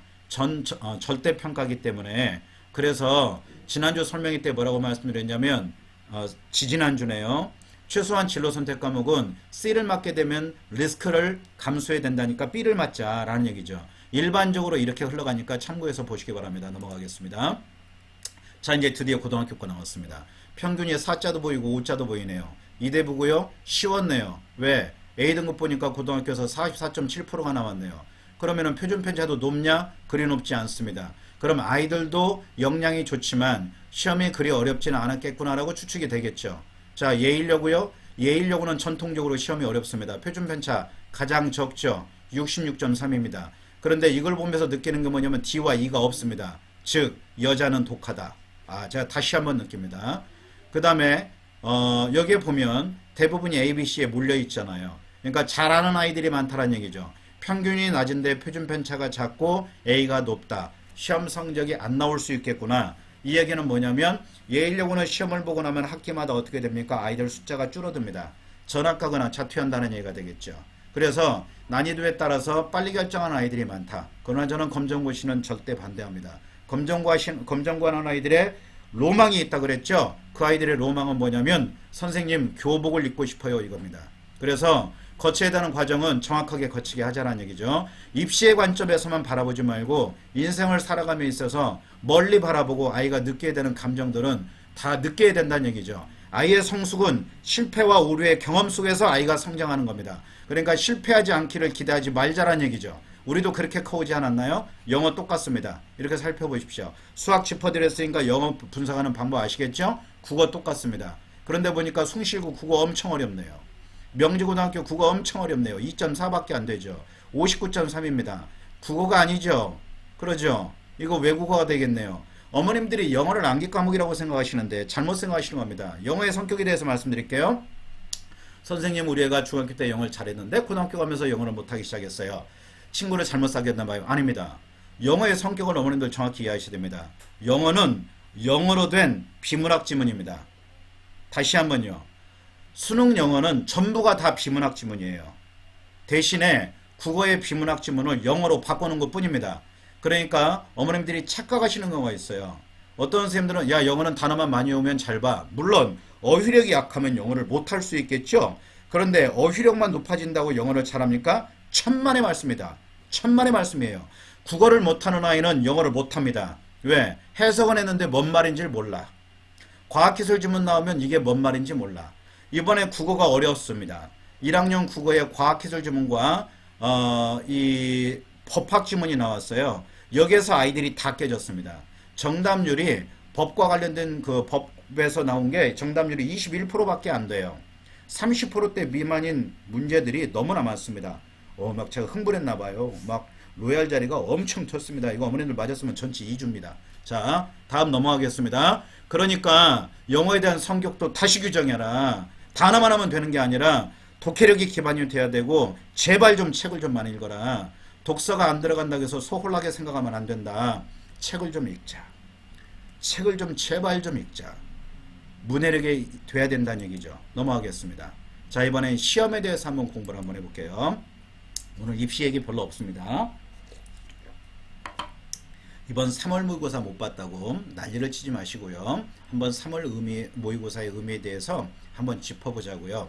제가 모의고사를 보고 나면 아이들이 낙심할게 예측이 돼서 모의고사 보기 전날 모든 학생과 우리 어머니들에게 고등부는 전부 다 이 3월 모의고사의 의미에 대해서 문자를 보내드렸습니다. 그런데 이 문자가 위안이 되지는 않을 거라는 걸 전언합니다. 그러나 우리가 모의고사를 바라보는 눈을 그냥 단순하게 점수, 성적의 의미에서가 아니라 입시의 관점에서 구조적인 시각으로 바라보자라는 얘기죠. 자, 모의고사는 모의고사일 뿐이다. 시뮬레이션 시험입니다. 그래서 결과에 절대 일희일비하지 말자 라는 얘기입니다. 이게 끝이 아닌 시작 지점이라는 얘기죠. 이게 시발점이라는 얘기입니다. 꼭 욕 같네요. 다음 넘어갑니다. 자, 첫 번째 우리가 해야 될 건 뭐냐면 수능의 본질에 대해서 이해하자. 아, 수능이란 녀석이 이렇게 생겼구나.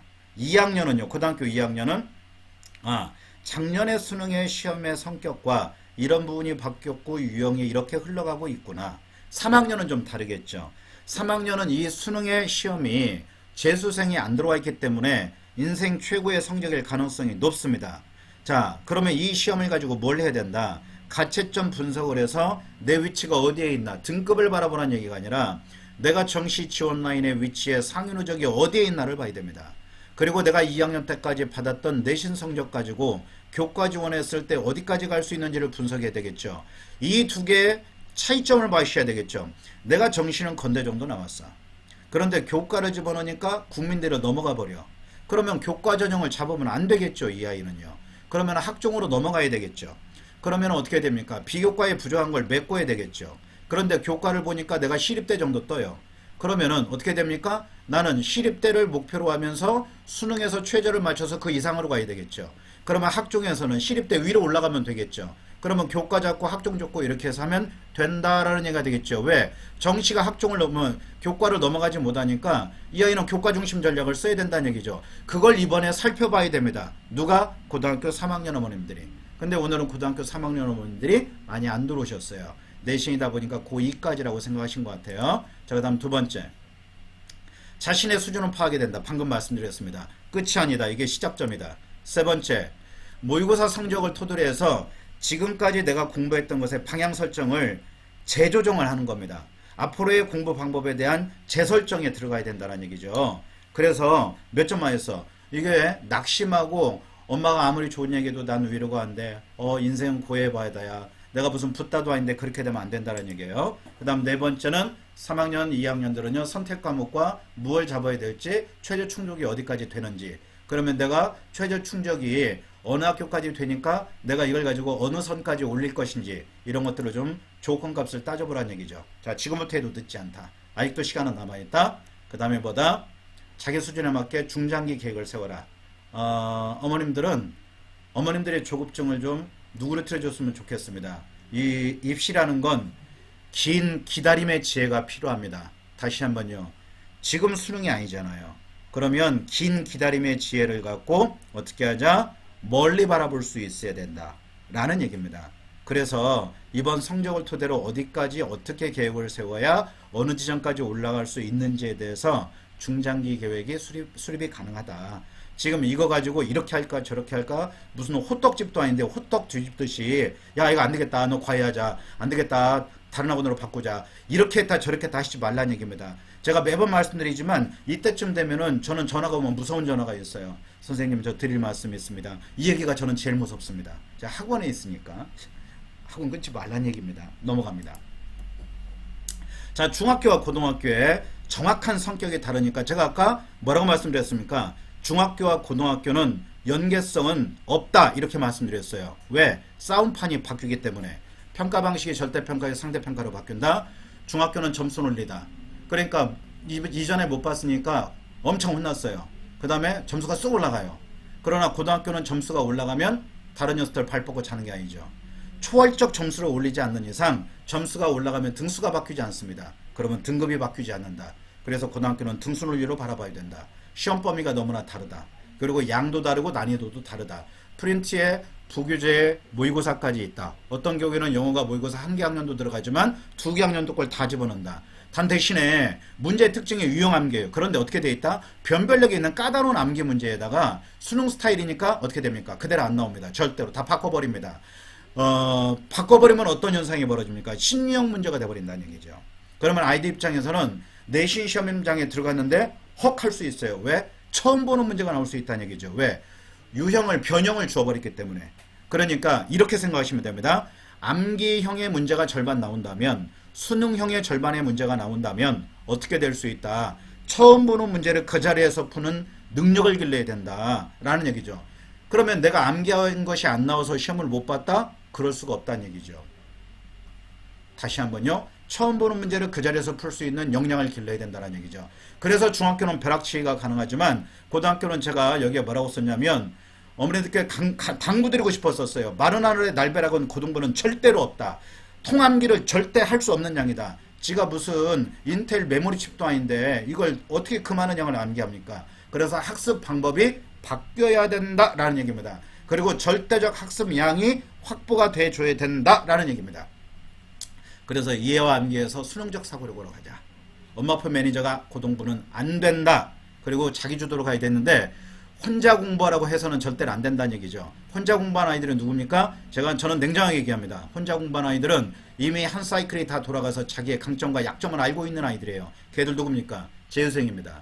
재수생들이 독학 재수하면서 자기 스스로 인강을 통해서 강점은 강화하고 약점을 보강할 때 쓰는 게 자기주도 학습이죠. 그럼 우리 아이들은요. 자기주도 학습은 혼자 자습하는 게 절대 아닙니다. 왜? 이렇게 되면 어떻게 됩니까? 내가 아는 것만 볼 수 있는 가능성이 높아진다는 얘기죠. 그러면 이렇게 됩니다. 엄마 내가 아는 건 맞았는데 모르는 건 다 틀렸어. 성적이 남들이 맞은 거 다 맞으면 그저 그러한 점수대에 있을 거다는 얘기죠. 어머님들은 그러길 원하지 않지 않습니까? 그러니까 각 지역에 있는 학원에 그냥 묶어두시면 된다는 얘기예요. 대치쿠미는 그냥 보내시면 돼요. 넘어가겠습니다. 이런 때 약 한번 팔아야죠 저도. 자, 시험의 성격 간단합니다. 인풋과 세이브와 아웃풋입니다.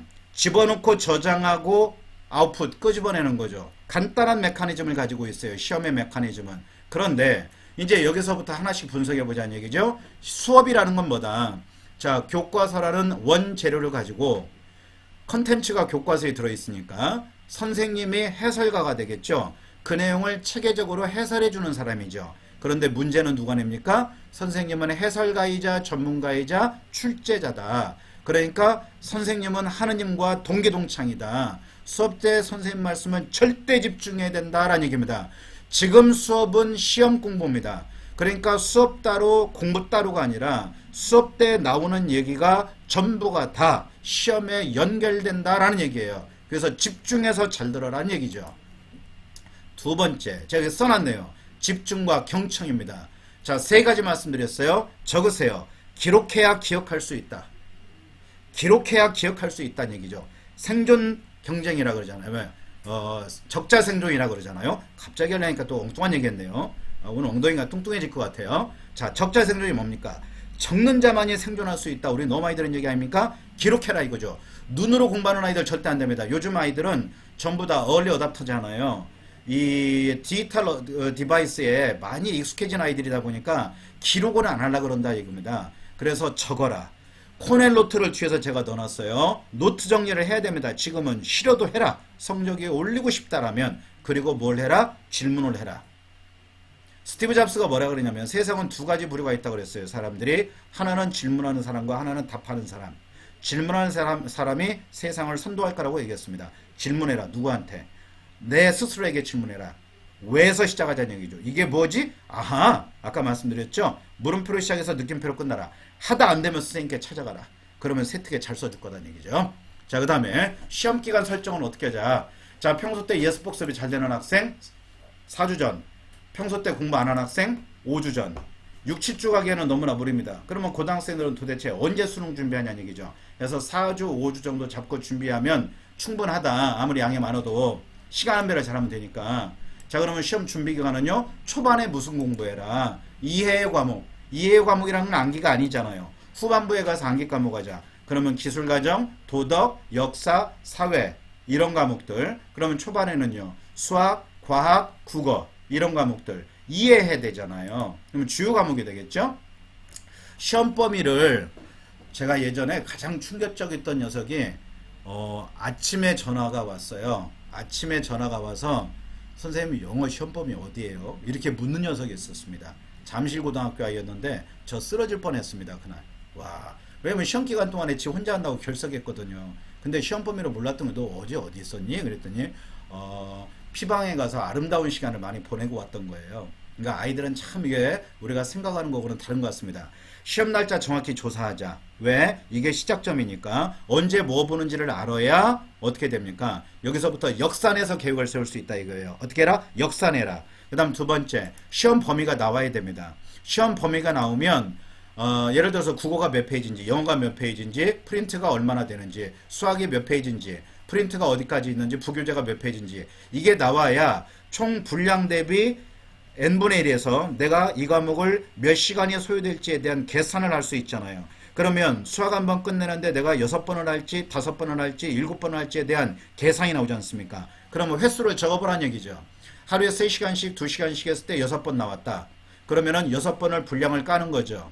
자, 한 사이클 마무리하는데 1.5주 걸리겠구나.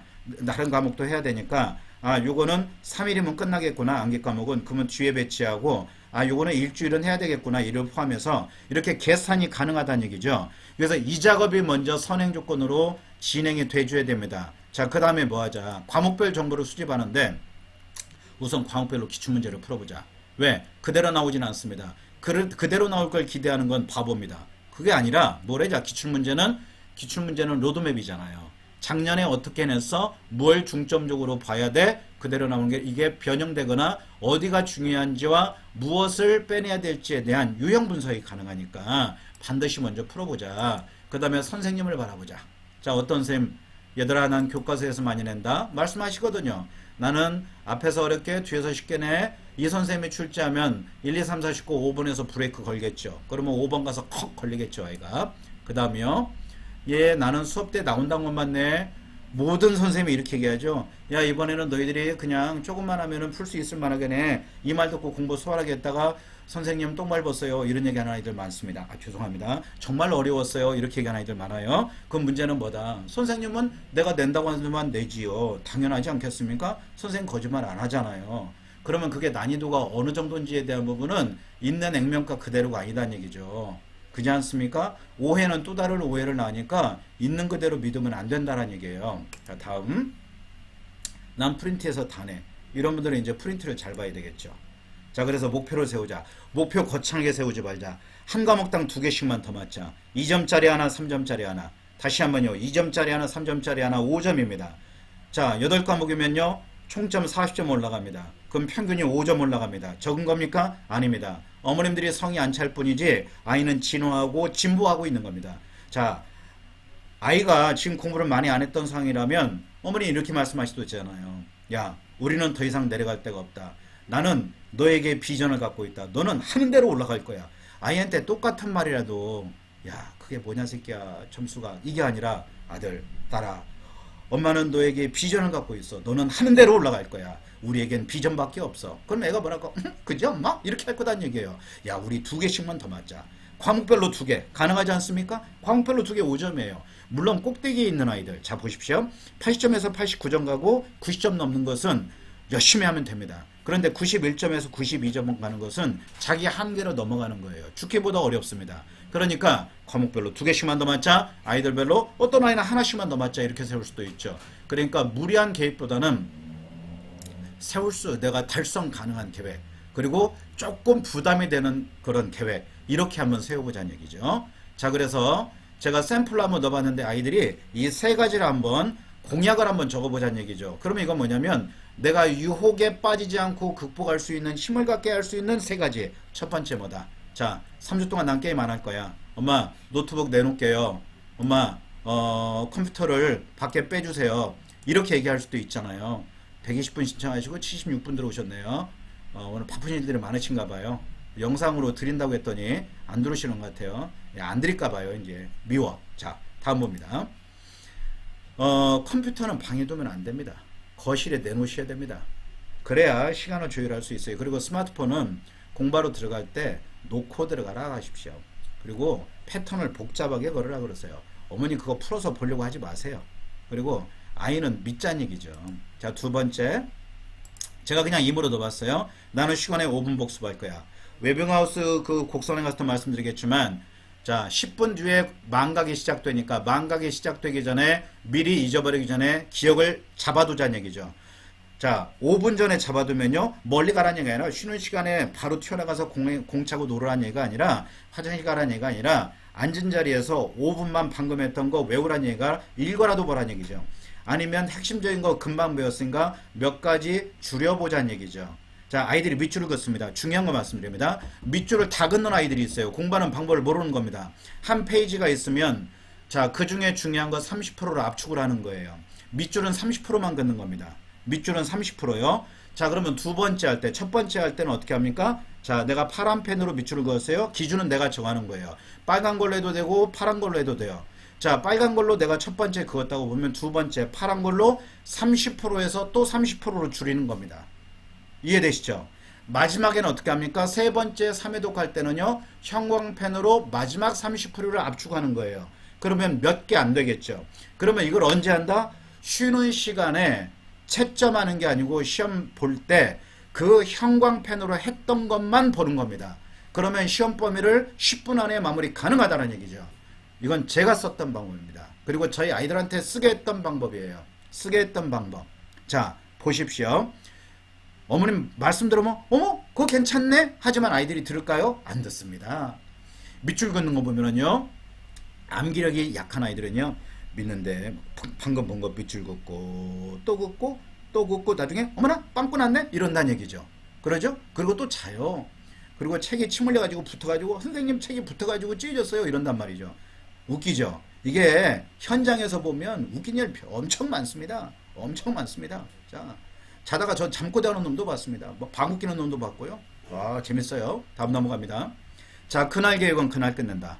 못 끝내면 다음날 넘겨서라도 끝낸다. 그래서 채점 방식도 바꿔보고 계획적인 생활을 할 수 있는, 그러면 시간의 규모가 있잖아요. 그럼 아이가 어떻게 되냐면 자신감을 회복하게 됩니다. 왜? 내가 무언가를 하고 있다는 걸 내가 느끼기 때문에 성취감을 느낀다는 얘기죠.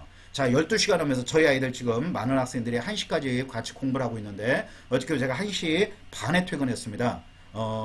집에 갔다 많이 혼났어요. 어디 술 먹고 온 줄 알고. 근데 아이들한테 가끔 그 얘기합니다. 자, 너희들 공부가 끝나고 나면 창문을 열고 귓불에 스치는 찬바람의 그런 신선함을 느껴봐라. 새벽 1시에 모든 창밖에 불빛이 꺼져 있을 때 나만 이렇게 살아서 움직이고 귓불에 스치는 찬바람의 그 매력, 그걸 한번 맛볼 수 있도록 해라. 이거는 느낀 자만이 알 수 있는 공부의 기쁨이라는 얘기죠. 그러지 않을까요? 거기서부터 공부의 희열이 시작되는 겁니다. 아, 누구도 느낄 수 없는 그 공부하는 재미. 그러지 않습니까? 어머니들 대학 다니실 때 도서관에서 우리 아버님들, 자, 문 닫습니다. 학생들 나가세요 할 때 그 나오면서 달빛을 바라보면서 그 스치는 찬바람, 얼마나 가슴이 뿌듯합니까? 그잖아요. 자, 그리고 소주 한 잔 넘어갑니다.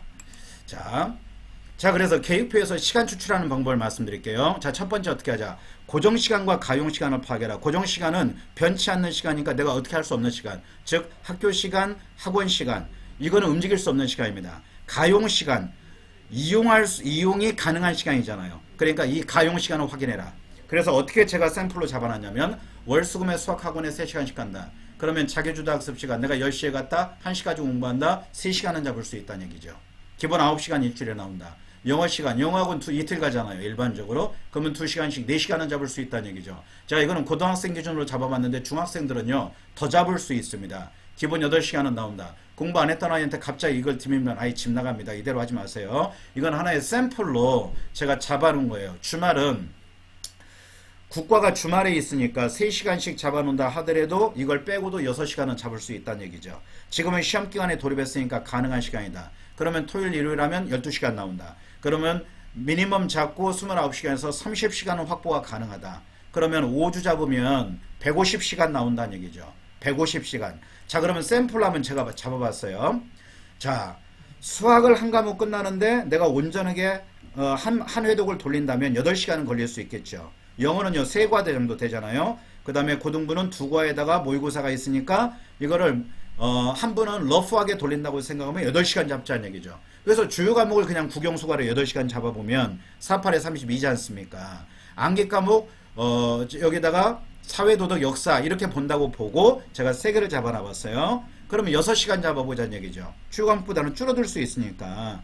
그러면은 어떻게 되나요? 18시간이잖아요. 그러면 1회도 가는데 50시간이 됩니다. 그러면 2회도 갈 때는요. 0.6 내지 0.7 정도로 시간이 줄지 않습니까? 절반으로 줄지는 않습니다. 바로 줄지는 않는다는 얘기죠. 그럼 0.7 정도 잡아본다라면 대략 35시간 정도, 그 다음에 한 번 더 한다면 25시간 정도. 그러면 이거를 합해보면 내가 적어도 3번에서 4바퀴는 돌릴 수 있다. 제가 이렇게 잡아놓은 이유는 뭐냐면 기가 막힌 게 시험 들어가는 날 시험 성적이 아주 그지 같은 경우가 있어요. 그 체육 같은 거, 기술 과정 같은 경우에 왜 이러니? 물어보면 선생님 이거는요 도저히 시간이 안 나와서 한 번도 못 보고 들어갔어요. 그냥 쉬는 시간에 잠깐 보고 시험 봤는데요. 이런 경우 있습니다. 이거는 뭡니까? 계획이 없었던 학생이거나 계획표를 잘못 짠 거죠. 그래서 제가 말씀드린 것을 기준으로 해서 자 시험 범위 파악해라. 그 다음에 역산으로 계산해라. 그 다음에 시험 범위 파악된 거에서 내가 한 과목을 1이독 돌리는데 몇 시간이 될지를 계산하고 날짜를 계산해서 분산을 해라. 그러니까 이런 게 굉장히 유용합니다. 선생님 저는요 이번에 역사를 일요일날 다 끝내려고요. 이거 굉장히 위험합니다. 못 끝냅니다. 라면 10개 끓여주고 한꺼번에 먹으라고 해보십시오. 야 너 이거 라면 좋아하잖아. 너 똥 쌀 때까지 먹어봐. 못 먹습니다. 오버로드 걸린다는 얘기죠. 그렇게 하면 안 됩니다. 나눠야 됩니다. 분산학습법이라 그랬어요. 분산학습법. 그래서 주말은 주중에 했던 공부를 재정리해서 내 약점 구조를 보강하는 주간이에요. 자 넘어갑니다. 계획표 짜는 순서요. 우선순위를 정해라. 중요한 것과 중요하지 않은 것. 그러나 여기 제가 샘플로 2대 2대 4대 2 이렇게 얘기했습니다. 과학은 이렇게 과학이나 사회는 주말 이용한다고 써놨는데 이건 개인마다 차이가 있어요. 변형은 뭐냐면 애가 국어를 잘해. 근데 영어가 징글리시야. 그럼 영어 시간을 늘려야죠. 그래서 내가 10시간을 공부한다면 2대 2대 4대 2도 있을 수 있고 1대 3대 4대 2도 있을 수 있고 이건 학생마다 다르겠죠. 그러나 뭐다? 공부할 교재와 분량을 선택해서 우선순위를 정하자.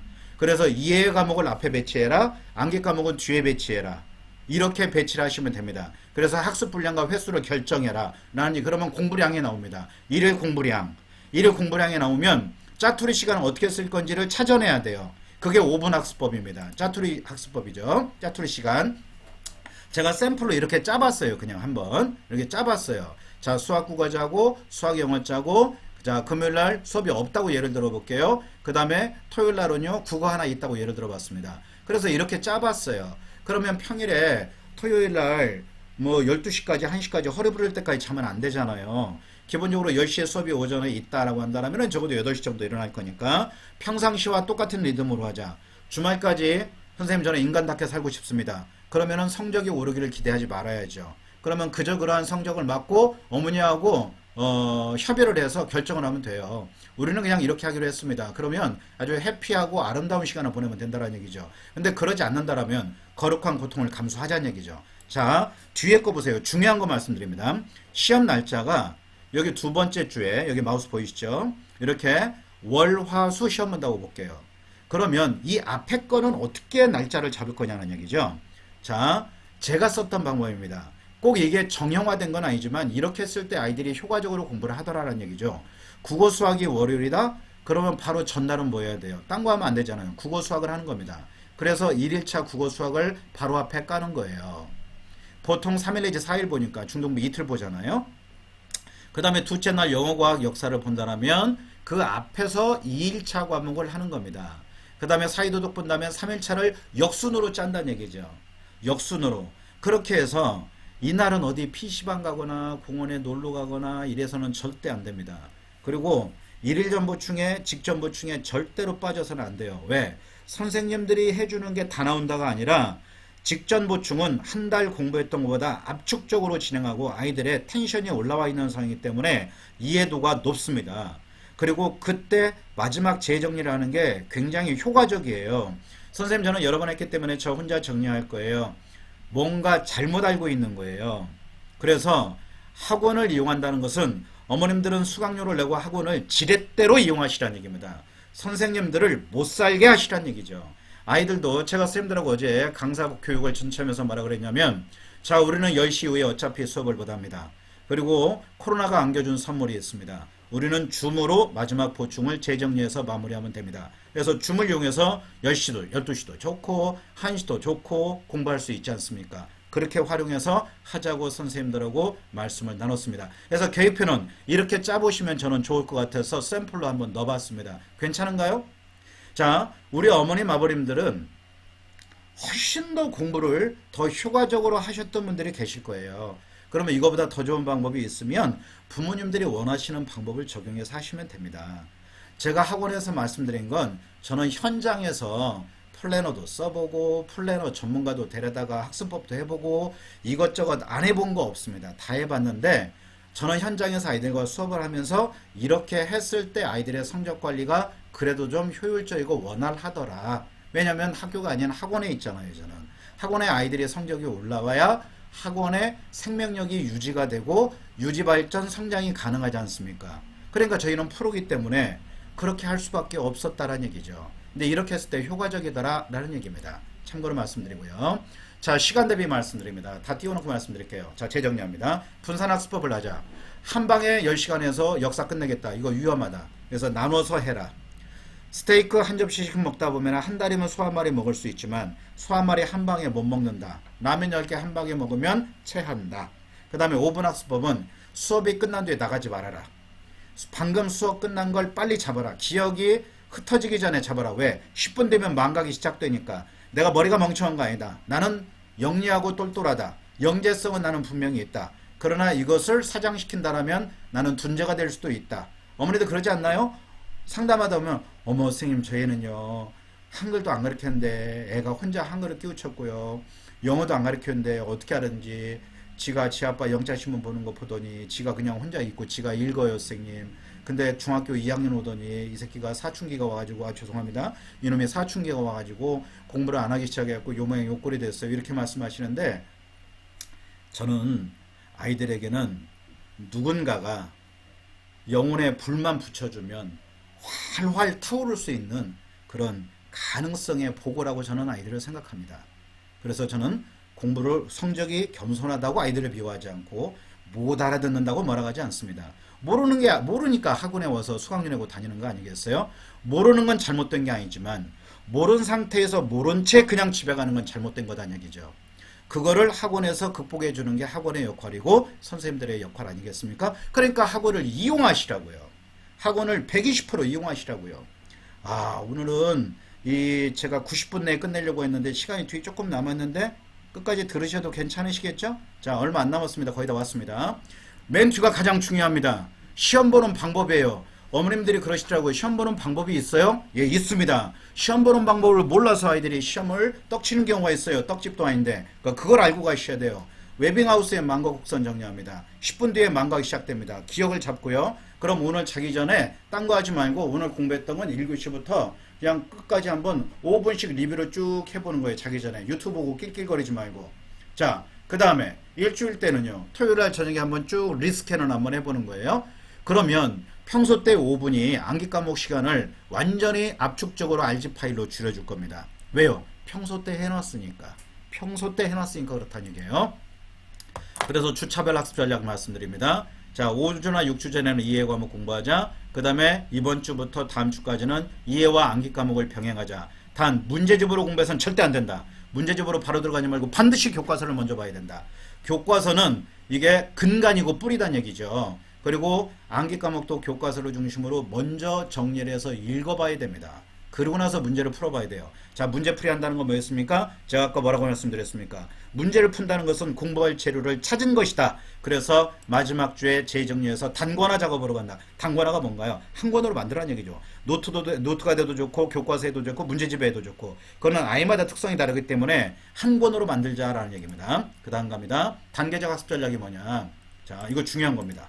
자, 아이들은 아는 것과 모르는 것이 구분이 안 되면 시험 범위 다 외우려고 그럽니다. 분명히 말씀드려요. 못 외웁니다. 외워도 잊어버립니다. 망각의 동물이잖아요. 그거 어떻게 다 집어넣습니까? 그래서 벼락치기를 합니다. 벼락치기는 제가 아이들한테 그러죠. 야, 우리는 시험 기간에 머리를 흔들면 안 돼. 그리고 남학생들 머리도 감지 마자 그럽니다. 그리고 머리를 흔들더라도 시험이 끝나고 흔들어. 머리를 흔드는 순간 다 나가. 제가 웃자고 하는 얘기인데, 아는 것과 모르는 거 구분하자. 그 다음에 중요한 것과 중요하지 않은 거 구분하자. 이해한 것과 이해하지 못한 거 구분하자. 암기할 거 암기하지 말 거 구분하자. 그러면 공부는 어떤 걸 하는 거다? 내가 모르는 거, 중요한 거, 이해하지 못한 거, 암기할 거, 이렇게 4개만 하면 됩니다. 효율적으로 하라는 얘기죠. 그 시간을 어떻게 감당하겠습니까? 통암기가 안 된다는 얘기죠. 모든 과목을 어떻게 통암기해요? 가능한 일입니까? 불가능합니다. 그러니까 이렇게 중요한 것과 중요하지 않은 걸 구분하면서 내가 꼭 암기해야 될 것만 암기를 하자는 얘기죠. 공부를 잘하는 아이들 보면 어떻습니까? 자, 이런 경우 없으세요? 자, 학교 다닐 때 한번 떠올려 보세요. 내 친구 개똥이는, 이 새끼는 맨날 놀아요. 공부도 안 해. 근데 시험까지 잠깐 공부하면 한 달 내내 공부했던 나보다 성적이 훨씬 잘 나와. 그러면 이제 갑자기 어떤 생각이 듭니까? 내 머리를 탓하게 되죠.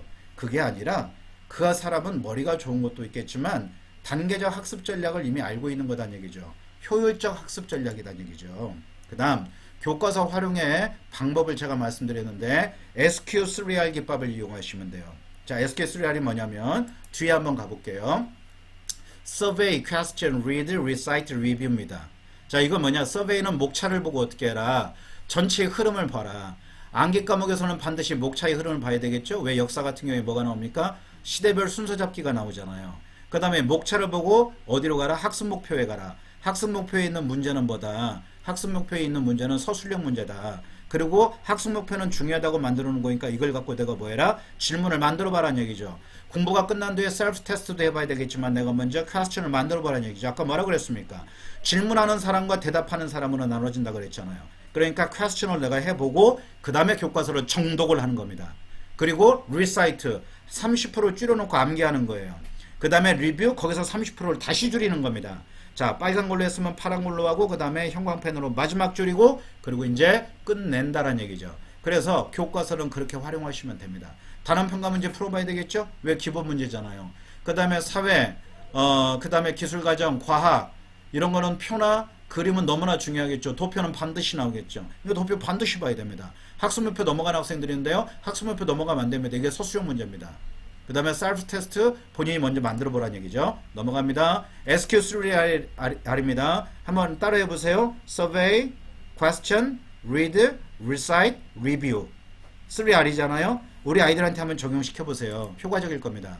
자, 이게 코넬 노트예요. 문구점에 가면 코넬 노트 있습니다. 뭐냐? 코넬 대학교에서 만든 건데 요 위에 마우스 보세요. 요 위에는 날짜 적고 오늘 제목을 적는 거예요. 공부하는 과목의 제목. 과목 적고 단원 적고 주제 적으라는 얘기죠. 그 다음에 내용을 압축적으로 여기다 필기에다가 적는 겁니다. 그리고 여기는요. 핵심 키워드만 적는 거예요. 주요 내용만. 그 다음 마지막 여기에 한 줄 내지 두 줄로 서머라이즈 하는 겁니다. 그러면 나중에 뭐로 보는 거예요? 복습할 때 여기 키워드 보는 거죠. 생각이 안 나면 요약 정리하는 겁니다. 그리고 안 되면은 여기 가서 내용을 다시 한번 보는 거예요. 그리고 뭐 해라? 마인드맵으로 해도 좋고 이거는 자기 나름대로 정리하라는 얘기죠. 노트 필기를 예쁘게 하는 여학생들이 있습니다. 빨주노초 파남보 형형색색 보면은 거의 무슨 작품처럼 노트 필기하는 아이들이 있어요. 노트 필기 잘한다고 공부 잘하는 거 아닙니다. 문제는 뭡니까? 이거는 누가 보는 게 아니라 나만의 공부기 때문에 내가 알아볼 수 있으면 돼요. 그리고 내가 요약 정리를 압축적으로 하면 됩니다. 압축을 시키는 게 중요해요. RG 파일로 가라는 얘기죠. RG 파일로. 몇 프로? 30%. 넘어갑니다. 코넬 노트 활용해 보세요. 아이들이 시험에서 가장 많이 하는 실수 5분 내에 끝내겠습니다. 5분 내에 끝냅니다. 약속 지킬게요. 자, 맨 먼저 첫 번째 OMR 카드 마킹 실수. 자, 흔히 하는 거 공부 잘하는 아이들. 자, 과학에서 작년에 이런 일이 있었는데 과학 100점 맞았대요. 나중에 시험 점수 보니까 50점 미만으로 나왔어요. 엄마가 난리가 났습니다. 어떻게 된 일이냐고 애한테 물어보니까 하나씩 밀려 쓴 겁니다. 그러죠? 하나씩 밀려 쓴 거예요. 자, 이런 경우 종간이 있습니다. 그리고 나중에 시간이 없어서 못 고치는 경우 있어요. 시험을 포기하는 거 이건 뺄게요. 컨디션 조절. 시험 보는 날 아파버려가지고 열이 나서 못 봐요. 설사병 났습니다. 어떡할 겁니까? 그러니까 평소 때 체력 관리해야 돼요. 그래서 아무리 시간이 없어도 잠깐씩 10분씩이라도 이렇게 스트레칭하고 공부할 수 있게끔 하자는 얘기죠. 졸리면 물구나무 서기 하세요. 제일 좋습니다. 그리고 졸리면 허벅지를 찍으면은 피나요. 그러니까 세수대 하다가 찬물 떠놓고 저는 그랬던 것 같아요. 얼음 이렇게 담궈서 발을 잠그면 아주 피로도 풀리고 시원합니다. 발 마사지 갖다 놓고 한번 시켜보세요. 그러죠? 피로 풀리면 잔다고요? 아니요. 아이가 피로에 쪄들면 공부 못해요. 발 마사지 좋은 것 같아요. 아, 그죠? 괜찮은 것 같습니다. 얼음에다 감기 걸리면 또 시험 못 보잖아요. 문제 잘못 읽게. 자, 적으십시오. 제가 뒤에도 넣어놨는데 중심어와 조건어. 아이들이 문제를 끝까지 안 읽습니다. 아, 선생님 문제를 끝까지 안 읽어서 틀렸어요. 맞은 줄 알았는데 틀렸네? 이런단 말이죠. 중심어, 중요 단어 동그라미, 조건어, 맞은 거, 틀린 거, 아닌 거, 뭐 그런 거 이런 거 나오잖아요. 밑줄 또는 중심어, 밑줄, 조건어, 동그라미. 그건 마음대로 해도 됩니다. 문제를 끝까지 읽으라는 얘기죠. 문제만 읽어도 5점은 이른다. 문제만 읽어도 5점은 오른다 이거예요. 그러죠? 문제를 잘못 읽어서 그럼 문제의 본질 파악이 안 되니까 성적이 안 나올 수 있죠. 그러니까 문제의 본질을 파악하기 위해서는 중심어 조건으로 끝까지 읽어야 된다라는 얘기입니다. 시간 조절 실패. 어떤 아이입니까? 예를 들면 이런 거죠. 앞에서 어려운 문제 걸렸어. 선생님들, 어머님의 선생님이라고 생각해보세요. 앞에 다 쉬운 거 내고 뒤에 어려운 거 낼까요? 천만에 거리지 않습니다. 저도 문제를 많이 출제해봤지만 1, 2, 3, 4 쉽게 내면 5번이나 6번에 브레이크 거는 문제 내겠죠. 왜? 너무 쉬워버리면 안 되니까 시간 조절해야 되겠죠. 그러면 순차적인 학생은 어떻게 됩니까? 5번에 가서 브레이크 걸리면 다음으로 넘어가지를 못합니다. 그러면 낑낑대다가 풀었는데 뒤에 가면 풀 수 있는 문제인데 어떻게 되나요? 시간 한방 안 되니까 맞을 수 있어도 찍어야 된다는 얘기죠. 또는 이런 학생이 있어요. 아주 저팔계의 용기를 갖고 있는 과감한 남학생들, 공부 잘하는 학생들. 제일 어려운 거 수학 잡습니다. 7점짜리, 8점짜리. 낑낑거리고 풀어요. 그러나서 보니까 시간이 부족해. 나머지 어떻게 해요? 그냥 눈으로도 풀 수 있는 문제인데 시간이 부족하니까 나중에는 갖다 찍습니다. 그리고 성적이 안 나와요. 그리고 뭐라 그래요? 엄마, 난 제일 어려운 거 2개 맞았어. 이렇게 얘기합니다. 괜찮아, 엄마. 다음에 잘 볼게. 다음에 또 그짓답니다. 그러니까 어떻게 하죠? 시험이라는 것은 이기적 유전자를 발동시켜서 봐야 된다. 그래서 시험 보는 방법을 말씀드린 거예요. 자, 중심어와 조건어, 밑줄과 동그라미. 이게 조건어죠. 옳은 거, 옳지 않은 거, 바른 거, 잘못된 거 모두 각각 적절한 거, 적절하지 않은 것, 중요한 거, 화성과 금성 및 달의 위치. 그러죠. 그러니까 이렇게 한번 문제를 끝까지 읽는 연습을 시켜보자라는 얘기입니다. 괜찮지 않은가요? 이거 너무나 당연한 거지만 우리는 관과하고 넘어가는 겁니다. 다음 볼게요. 자, 이제 중요한 거 나왔어요. 자, 시험 볼 때 요령입니다. 우리 어머니들 숙제 내드립니다. 자, 물과 초코바를 준비해 주시기 바랍니다. 자, 물과 초코바는 왜 준비되냐? 영국의 맨체스터 대학에서 연구를 했어요. A라는 집단은 물을 먹은 상태에서 시험을 보게 하고 B라는 집단은 그냥 시험을 보게 했습니다. 물을 먹은 집단이 평균 성적이 5% 정도 물을 안 먹은 집단보다 높게 나왔답니다. 그래서 우리 아이들을 물고만 하라는 얘기가 아니라 자, 물을 먹이자. 시험 긴장되면 입술이 마르잖아요. 그래서 시험 보기 전에 좀 미지근하게, 너무 뜨거우면 또 혓바닥 대니까 미지근하게 해서 라벤더로 이게 좀 차를 좀 끓여서 주시면 좋을 것 같아요. 왜냐? 조사를 해보니까 저는 학습법 공부하면서 많이 연구했습니다. 라벤더 차가 아이들이 향을 싫어할 수도 있지만 이 기억력을 상승시키는데 최고로 15%까지 영향을 미친답니다. 그래서 영국의 대학에서 입증한 거니까 믿으셔도 됩니다. 그래서 시험 보기 전에 따뜻한 물을 먹자. 아니면 라벤더 향을 싫어하는 아이들은 꿀물을 타주라. 왜? 시험이라는 것은 포도당이 에너지잖아요. 한 방에 에너지를 쏟아서 집중해서 봐야 되기 때문에 에너지가 필요해요. 그래서 쉬는 시간에 초코바를 한 조각씩 먹자. 초코바가 좀 그러면 초콜릿을 좀 사주세요. 초콜릿 한 봉지 다 주지 말고 한 3, 4개 정도. 다 먹고 똥 싸면 어떻게 돼요? 그래서 물과 초코바를 좀 미지근하게 해서 준비해 주셨으면 좋겠다. 어머니들 숙제 내드립니다. 꼭 해주세요. 약속하셔야 됩니다. 자, 이제 시험 요령 들어갑니다. 자, 첫 번째, 쉬는 시간에 절대 채점하지 말라. 잘 보면 이번에 잘 봤네, 방심합니다. 못 보면 어떻게 돼요? 아이, 개망했네. 그리고 다음 시간도 못 볼 수 있는 가능성이 높아요. 그래서 감정에 영향을 미칠 수 있기 때문에 채점하지 마라. 그러면 쉬는 시간에 뭐 해라? 다음 시간 거 공부해라. 오답 노트를 만들었으면 오답 노트에서 눈을 떼지 말고 30%로 30%로 30%로 세 번에서 줄였으면 그것만 해라. 내가 틀린 건 또 틀립니다. 내가 맞은 거 볼 필요 없다. 10분밖에 안 되니까 보통 하루에 시험이 2시간 내지 2과목 내지 3과목밖에 없잖아요. 그러면 2시간 정도는 화장실 안 가도 이게 뭐 바지에 쌀 일 없지 않습니까? 그러니까 나가지 말고 초긴장 상태에서 넘기면서 빨리 봐라. 빨리 봐란 얘기죠. 그리고 안 외워지면 서수형 나올 것 같은데 이게 안 외워져. 그러면 외우는 방법을 만들라는 얘기죠. 노래로 만들든 무엇을 하든 뭐 예를 들면 홍경래난 진주밀란 이런 게 자꾸 헷갈린다. 그러면 홍진경 이렇게 하면 되잖아요. 그러죠? 그러면 홍경래난 진주밀란 이런 식으로 할 수도 있지 않습니까? 예를 든다라면 맞나 모르겠네요. 제가 지금 생각나는 대로 얘기하는데 그냥 틀려도 귀엽게 봐주세요. 자, 그런다라면 자, 내가 쉬는 시간에 본 걸 어떻게 해라? 그냥 보면 어떻게 한다? 또 사라지잖아요. 그래서 어떻게 하자? 시험지를 받는 순간 오른쪽 여백이 됐건 왼쪽 여백이 됐건 광속의 속도로 빨리 적어라. 앞대가리만 해가지고 앞대가리가 아닙니다. 앞에 앞글자만 외운 것들을 이게 적는다거나 해서 기억의 순간을 잡자 이거죠. 광속으로 기재하라. 그럼 선생님이 너 뭐하니? 그러면 선생님 방금 기억했던 거 재정리하는 겁니다. 그러면 손 내려. 그럼 빨리 적어놓은 거 내려놓으면 돼요. 자, 이름 써. 그러면 그때 쓰면 됩니다. 그렇지 않습니까? 자, 이건 컨닝이 아니죠. 내가 공부했던 거 쓰는 거잖아요. 오른쪽 여백이 됐던 제가 오른쪽 여백에 적으라 했더니 한 녀석이 그러더라고요. 예전에 교육하는데 선생님 가운데 쓰면 안 돼요? 그래서 웃으면서 네 맘대로 쓰세요 그랬거든요. 반드시 써라. 반드시 써라. 그리고 그 다음 시간이 그 다음 것이 중요합니다. 시험 전에 복식 호흡을 하자. 왜? 긴장이 되니까. 눈을 감고 딱 30초만 복식 호흡하자. 그 다음에 신앙이 있는 학생들은 기도를 해라. 저는 신앙이 없습니다. 그래서 저는 할아버지 할머니한테 기도했어요. 조상님이시여, 제가 이번 시험을 망치면 안 되니까 좀 잘 볼 수 있게 저한테 지혜와 용기와 힘을 좀 주시옵소서. 이렇게 고등학교 때 기도를 했던 것 같아요. 아이들이 저 보면 제가 교회 다니는지 알더라고요. 너 뭐 믿냐? 그러면 난 연주교, 담배 연자, 술주자, 제가 그러고 말았는데 웃잔 얘기입니다. 자, 그래서 이렇게 긴장을 완화할 수 있는 그런 기회를 한번 만들어 보자. 그 다음이 중요합니다. 시험 문제를 1번부터 풀지 마라. 절대로 바로 시험 문제로 들어가지 말아라. 어떻게 해라? 시험 문제로 훑어봐라.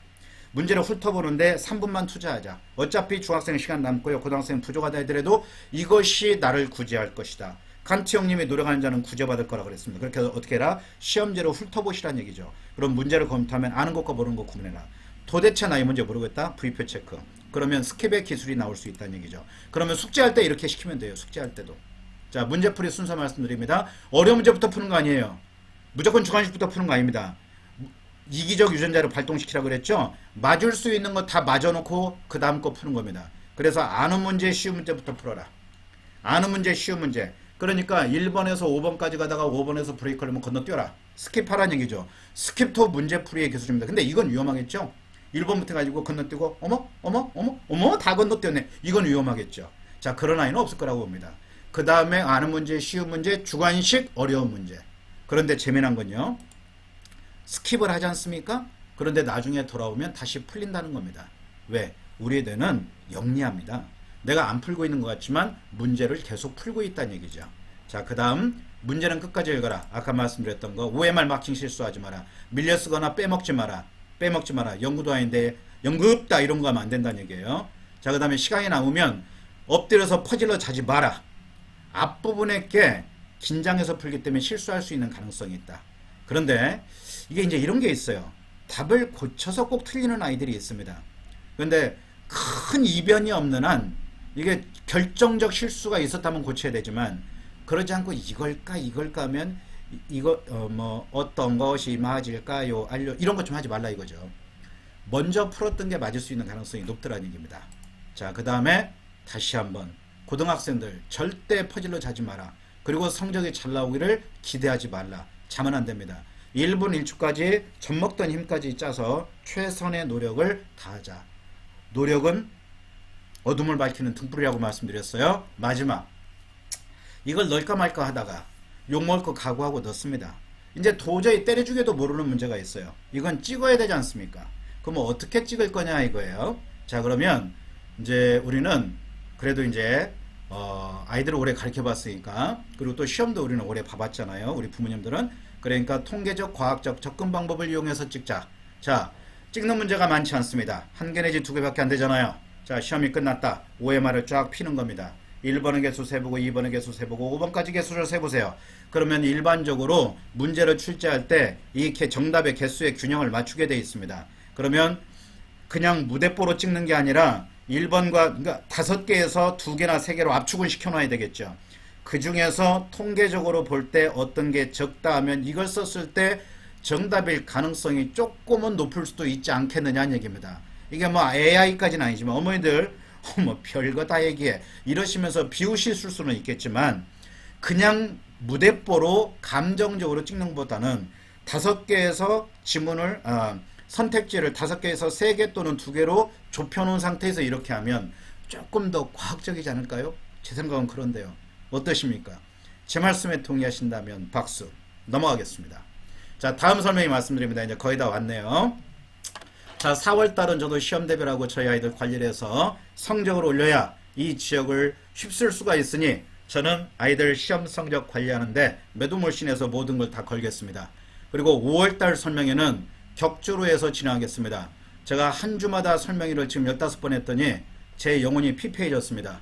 왜냐하면 설명이 끝나면 그 다음 날부터 그 다음 주 거 설명회 준비하고 좀 내용이 오래되는 것은 2주 준비해야 되고 파워포인트의 달인이 됐어요. 덕분에 입시 공부 엄청 많이 했습니다. 자, 그래서 5월 13일 날은 16차로 합격생의 의대학 합격생 하려다가 희망을 드리려고 성적을 극복한 학생 2점대 중후반에서 시립대를 세무학과 들어간 학생하고 4점대 후반에서 명지대학교 들어간 학생 거 2개를 가지고 와서 좀 빠르게 리스캔을 좀 해드리겠습니다. 그 다음에 5월 24일 날 그 넷째 주에 17차로 정시 분석하겠습니다. 이때는 만사 제껴놓고 와서 들으셔야 됩니다. 정시나 한 번 들어서는 죽어도 모릅니다. 정시는 모든 게 다 숫자입니다. 그 다음에 마지막 6월 달에는요 2주차에 의대 합격생 하겠고요 4주차에는 자소서 내용을 가지고 합격을 부르는 자소서로 정리를 하겠습니다. 그래서 5월 6월 달에도 우리 어머님들 제주도, 부천, 일산, 대치에스 우리 도남동 어머님들 많이 참석했으면 감사하겠고요. 오늘 설명의 자료는 구글 드라이브를 이용해서 동영상과 약대 자료 요청하신 분이 있어서 약대 자료와 오늘 설명의 자료를 PDF로 해서 만들어서 같이 공유할 수 있도록 하겠습니다. 마지막 사진 하나 보여드리면서 오늘 설명이 마무리하겠습니다. 제가 아이들한테 자주 쓰는 말이 나는 나를 넘어섰다고 얘기합니다. 이 사람은 국가대표 상비군의 레슬링 선수입니다.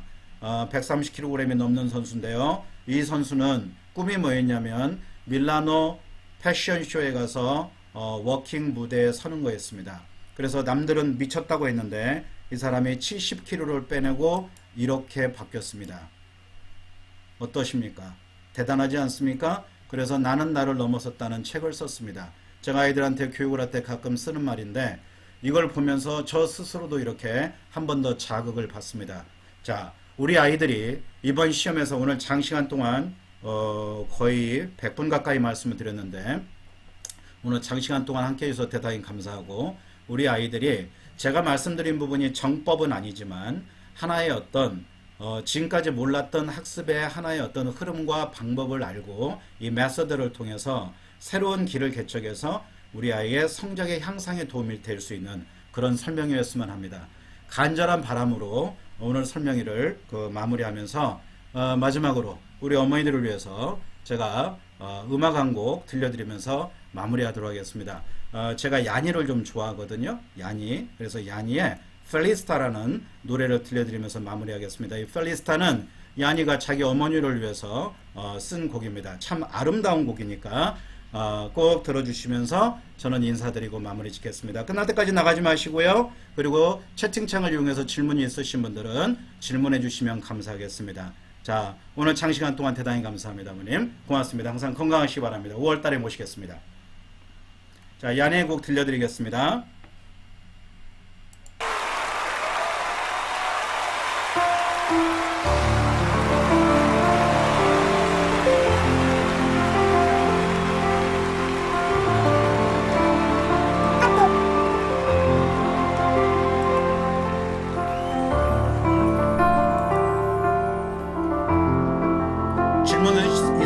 분들은 채팅창에 남겨주시면 됩니다. 자, 음악 감상하세요. 한 5분 정도 되는 곡입니다.